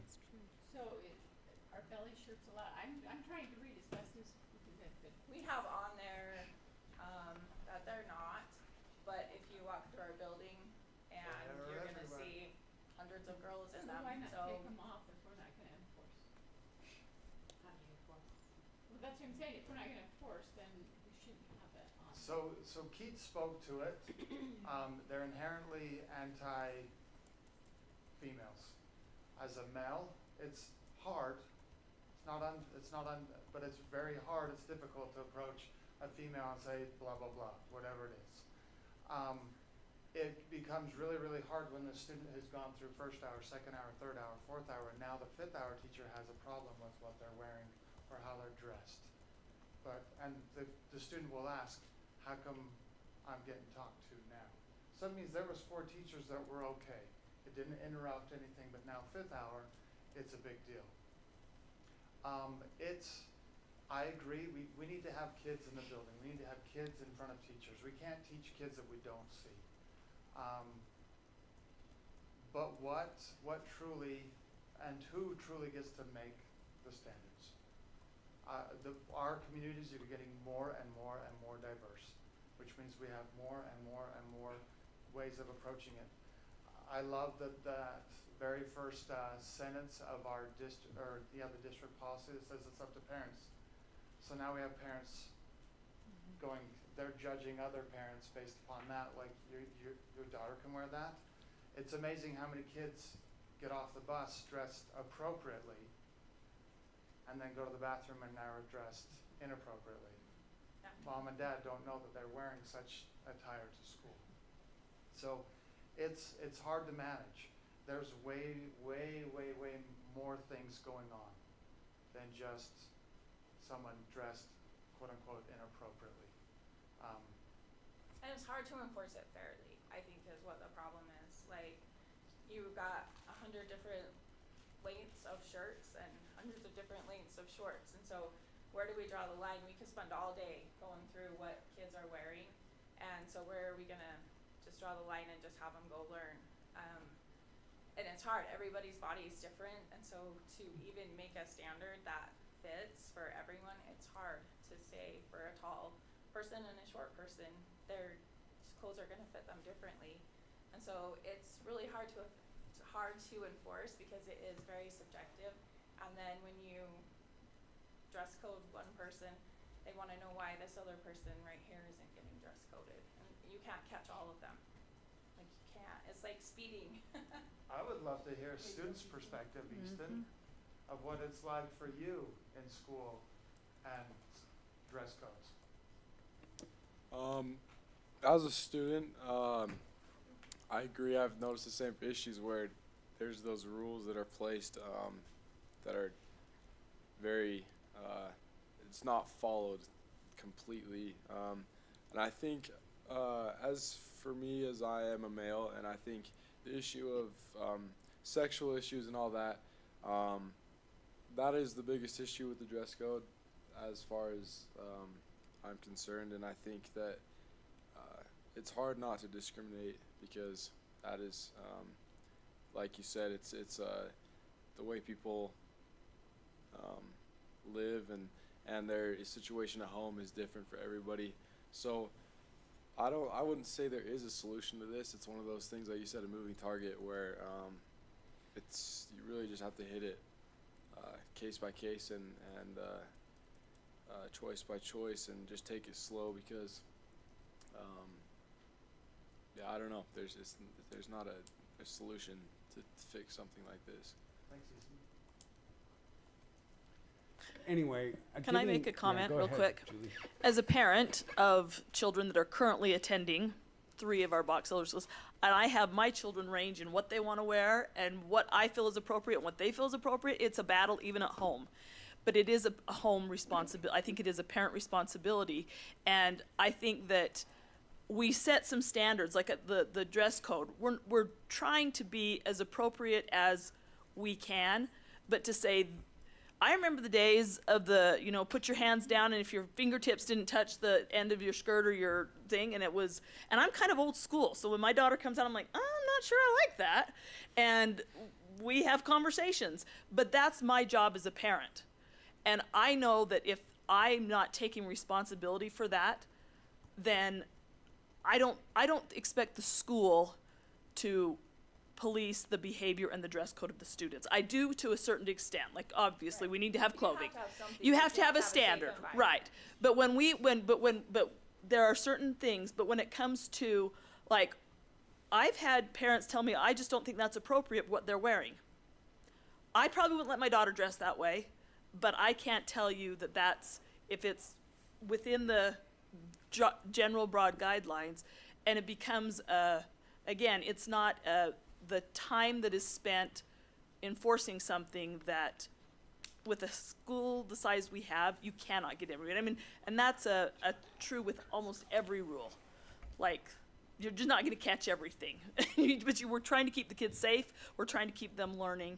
And so that's my perspective on that. And I just, I'm ready for my kids to be out of the house, because it's like, and I've got good kids, like, I think they're good kids, but I'm like, seriously, like, what is your, like, it's, and I'm like, I'm done with this. You're 11. We're not doing this, and it's not that big of a deal.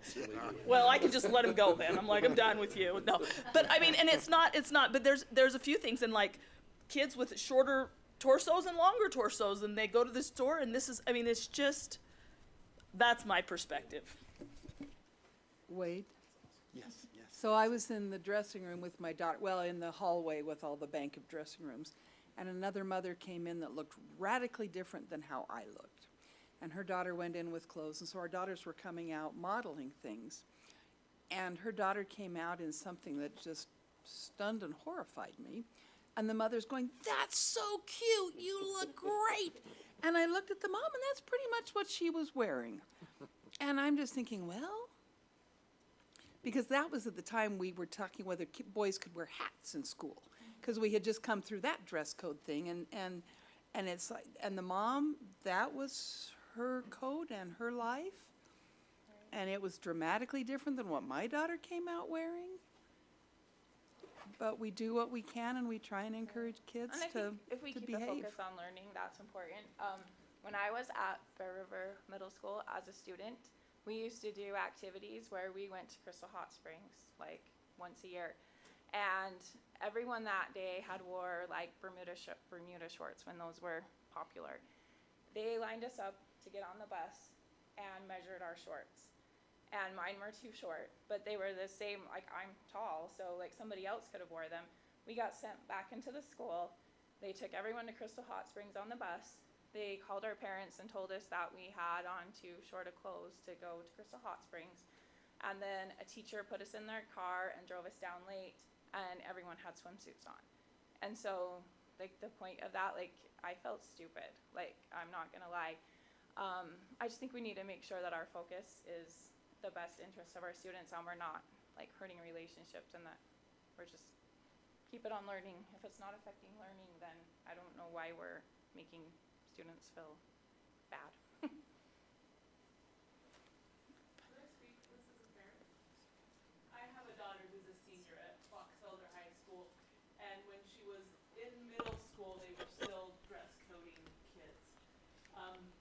wasn't really an issue for her, but she expressed when she hit the high school and when, I don't know what it was that changed things, but kind of like dress code became a non-issue at some point in the last 3 years. And she's like, it's just such a relief because it's not something that I have to think about. You know, and she has a body that can be hard to cover. I mean, I hope she's always appropriately dressed, but her, you know, we have found that certain clothing does not fit her body very nicely. And so she's just relieved that it's a non-issue, and it's a non-issue for her friends, and it's not something that people are trying to sneak around the admin and not get busted. It's a non-issue. And she's expressed like it's nice that we're not looking at people's clothes and thinking, are they gonna get dress coded? We're not talking about it, we're not worrying about it. It's one less thing that is stressing the students out.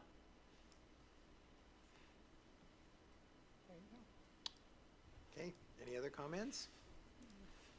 Okay, thank you both for coming tonight and going over that with us. Appreciate that.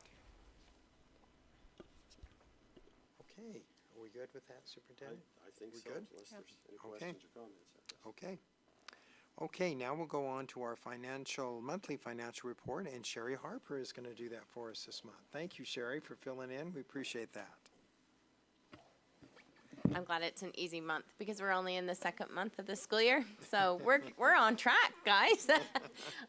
Hopefully you got the new one. I did find an error on the one I had sent earlier because I hadn't taken off the ESSER 3, so it kind of threw everything off. But just looking over it as I filled it out, you know, we're pretty close within, you know, $100 here, $100 there from last year at the same time. I was trying to think, there was the third page, that's kind of where, if you look at capital outlay fund on 32, I'm not sure how you guys have it. But anyway, I was looking at last year's and it was like $800,000 difference in last year, and that's where our ESSER funds came in. We received money from the state for ESSER funds, and so that shows our revenue a lot higher because of those being reimbursed for those ESSERs. Yes. Oh yes, our ESSER funds. We did use some of the money for counselors in each of the high schools, but the majority of our ESSER funds we used for summer school to help those kids that were behind. But the most went for air conditioning in our school. So we did as much air conditioning, cooling systems that we could in as many schools as we could afford to do. And so that was probably 3/4 of the money that we used was for the cooling systems. And Sherry, would you yeah, go ahead. suggest $4 million? We actually put about $5 million into okay. cooling systems. That's what I thought. Yeah, Thank you. we started with $4 million, and then we didn't use as much in summer school as we anticipated, and so we moved that money, whatever we could, we would move it into the cooling systems. And they finished those up in June, and hopefully they're working in the schools. Right, you know, we've had a cooler fall, I think, than we have in the past, but. Is that just mainly the two high schools? No, it was, we did, I was trying to think, Corey left. ACYI and Harris. Yes, ACYI and Box Harris. Elder High. They started in Bear River, but I think they are gonna finish that out because they're gonna have to do some more remodeling in the school, so they'll finish that one out when they do that. But we're grateful for that money. I think that helped a lot, but everything else is pretty much on track and looking good. So, any questions? Hopefully, I can answer. I just say one thing? You know, when our community members say, "Well, where's all the money going?" I don't know if they have any idea that every month we have our monthly financials that has every category, where it's going, et cetera, et cetera. And so this really is a great resource. I think we got to maybe get that message out for people that have specifics like, so where's this budget coming from? Where's all this money going? It's talked about every board meeting, and you get to ask questions, and we really appreciate everybody's help there. We have to do a budget that you guys approve at the very first of the year, And then we have to be accountable for that to the state at the end of the year. So we're doing our actuals right now, and they have to pretty much match up what you guys approved the start of last year. So we just finished our audit. We're pretty close to the end of the audit, so we can get that sent in, and hopefully we're on track. No, we really did well this year. Our directors and our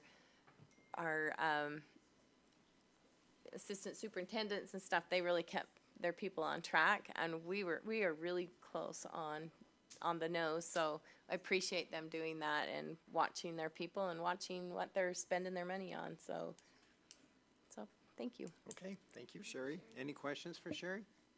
We're all good? Okay, thanks, Sherry, for doing that and filling in for us. We appreciate that. So any board committee reports this last month? Okay, we're good there. So we'll go to our policy review. Looks like our first policy is being deleted by the state, and then we have first reading on the others. Maybe a word we need to add in on policy 1040, board member elections and redistricting. On F1, in the red it says, except as may be required for redistricting following creation of a new district. Probably, I would think it would be better if it says the creation of a new school district. Just add the. Just add that.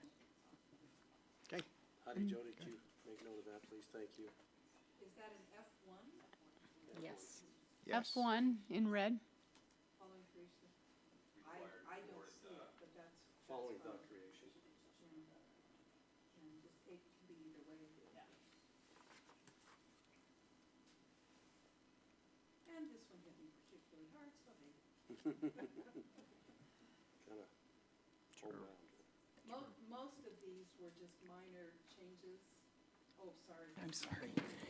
As we went through the policy meeting, most of these were just minor changes, bringing things up to the dates that the legislature put in. As most everyone knows, July 1st is when all the bills that were passed start going into effect.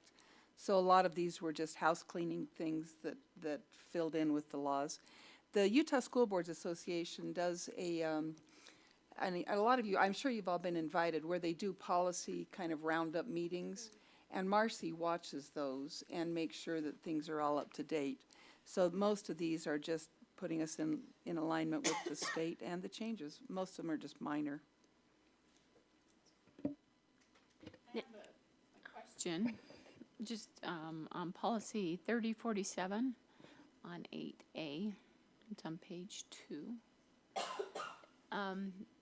It's been added in red, it looks like, but it goes back to July 1st of 2010. So I'm just wondering why that is so retroactive, clear back, 14 years ago? I can, yeah. So they used to call them double dippers. Yeah, I know who they are, but I'm like, why are we going clear back to 2010? I think it's just because that's a good question, like how long do we keep that in there? But it was an important date where a person could retire and 60 days later start teaching again and never have to really leave employment. And so I think because of that date, anybody that's rehired has to come under these policies. But that is something I can have Emily look at and see if do we really need that number a part of the policy. But it was there because of a really important distinction between can and can't. And so now that anybody hired after, which is everybody. I was going to say, aren't we past that enough? But it's re-employed. So Yeah. if I had been hired before 2010 and I decide to come back, now I don't know how many people 14 years later are trying to be re-employed, but that is the number. So maybe we have to go through 30 years, or someone who, well, I don't know. We discussed that specifically in the policy Retired is actually going to meeting. they'd be like 75 or 80 now. Well, we discussed that specifically because I had the same question. And if I recall correctly, it was because of the Tier 1 and Tier 2 situation. when they went through and put the retirement together, there's a series of Tier 1 and Tier 2, and they cannot be interchanged, and a good portion of our people are still Tier 1. Apparently there's a problem with foamies. Anyway, because we discussed that exact same thing, and we were told, I think Emily said, we have to leave it in, even though the date seems really old. But that Tier 1, Tier 2 distinction was a big deal. So. Yeah. Because I think there still is Tier 1s and there still is people that come. I mean, we have a psychologist that's probably in that category. She's an amazing psychologist, but she's come back. She's a retiree. And so until those people are no longer, we still have to keep that date in. URS has it on all of their stuff. And until they remove it, I don't think we can remove it. Yep. Marcy said she's Tier 1. Yeah, So, there's I quite mean, a few. there's that are quite a still few filling. that are, so we're not doddering and old, but there's quite a few that are Tier 1. And I think URS will at some point take that off because everybody's grandfathered on that. And I think as soon as they take that off, then we can remove it from ours. But until then, I think we have to keep it attached. We just have to look at the age of the populace that it affects Right. at this point. Yeah. So that's interesting, I know. Okay. Any other? Okay. approve the policies on the first reading as presented. I'll second that. Okay, do we need to put the deleted policy in there as well? Yeah, we can. Okay. We can, that was deleted by mistake. I will move that we delete policy 1036, conflict of interest. Oh, no. Oh. Yeah, that's conflict of interest. 2135. 2135, I'm off the wrong one, capital L. Thank you, Hasten, I'm so sorry. I use my teacher voice, and I keep thinking that everybody hears. Okay, I move we remove 2135 according to state code, and then approve the remainder of the policies on first reading. I'll second that. Okay, so Nancy Kennedy has made the motion, Tiffany Summers the second. All in favor, say aye. Aye. Any opposed? Okay. President Hyde? Yes. Just real quick, USBA has a policy webinar every month. It's the first Wednesday of every month from 11 to 11:30. And I chimed in, and it's really informative. And they keep it to that 30 minutes. It's quick. They covered 3 different policies, new policies, and it did a really good job of explaining it. So anyway. Okay, that's good to know. I did not know that, so thank you, Tiffany, for sharing that. Okay, we have our consent items there. Any questions on those? I move we approve the consent items. Okay, Karen Cronin made the motion. Do we have a second? I'll second that. Okay, Connie Archibald the second. All in favor, say aye. Aye. Any opposed? Okay, our consent items pass. Any suggestions for future board meetings at this time? Okay, well, upcoming events, I know the Radio Hill Roll. Connie, Tiffany, do you want to talk on that? Sure. I don't. I Okay, do. okay, I'll talk then about that. Connie. Okay. Jason So, probably knows the most. Oh, yeah, and Jason's here, and Jason's that's here too, probably that's one of the true. reasons Jason's here. Jason?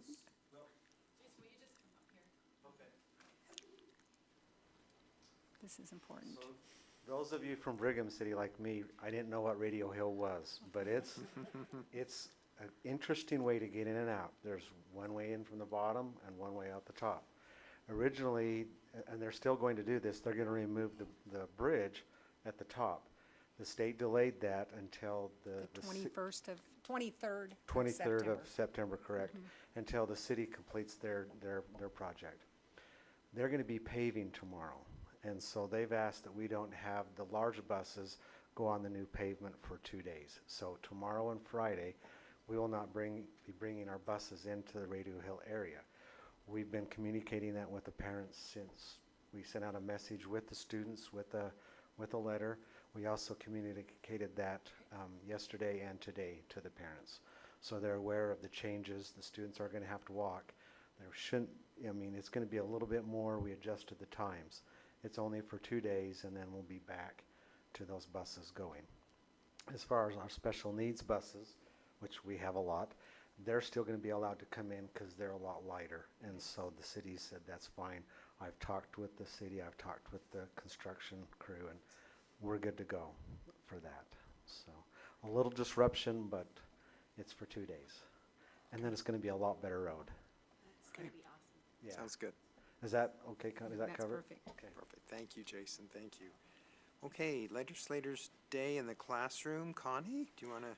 Yes. And also the USB Fall Regional Meeting, too, both. Right. The legislators have been invited to be in the classrooms, and so our Senator Sandel has been assigned to a classroom over in the Cache Logan area, but Representative Peterson and Representative Gwynn will be assigned to a school here in the Box Elder School District, and so we're looking forward to them coming, and they would like them to teach. They would like them to not just sit in a classroom, but actually be a part of presenting. So that would be the 23rd through the 27th, and I haven't heard who's going where, but the two, the representative and the senator will be coming in. Does anybody know where they're being assigned? Superintendent, do you have any information to know? I've just contacted both of those guys, those gentlemen last week, and when I say those two, Representative Gwynn, I've never, still does not respond to me. Yeah. So I've talked to, even though Senator Sandel was assigned to Cache, I've talked to him, and he was in Atlanta, but he's trying to work out his schedule and see if he can, within that 5 days, he can get into one of our schools. And Tom Peterson, same thing. We both said we'd get things aligned this week to make sure we're ready to go. So those two gentlemen for sure are going to be here, and I'll let you know as soon as I know where they're going to be and when. And then, of course, on the 26th of September, the USBA will be meeting for our fall regional meetings. We'll be discussing legislative priorities, and that'll be a super great meeting to be at. And of course, it's at Maddox at 6 o'clock. So please let Marcy know if you're wanting to do that. We hope that all of our board members are to that if they can. So those are a few things that we need to bring up and mention. Okay, sounds good. Okay, board handbook, that's still the same. And so we need to go take a... Can I have one personal preference? Yeah. I'd like to comment on a gentleman in the audience. Lane Summers is here tonight for date night. Oh. And so I think it's important to acknowledge his presence. So, thank you. I'm sure he appreciates that.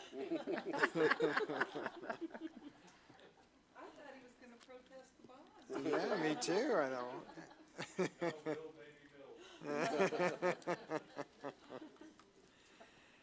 Okay, so we will go into a closed session across the hall, so we just need a motion and a second, then we'll do a roll call vote to go into a closed session. I'll make a motion that we go into closed session at this time to discuss personnel and the sale and lease of real property. Connie Archibald has made the motion. Do we have a second? I'll second that. Okay, Julie Taylor has made the second. Roll call vote, starting with Nancy. Nancy Kennedy, yes.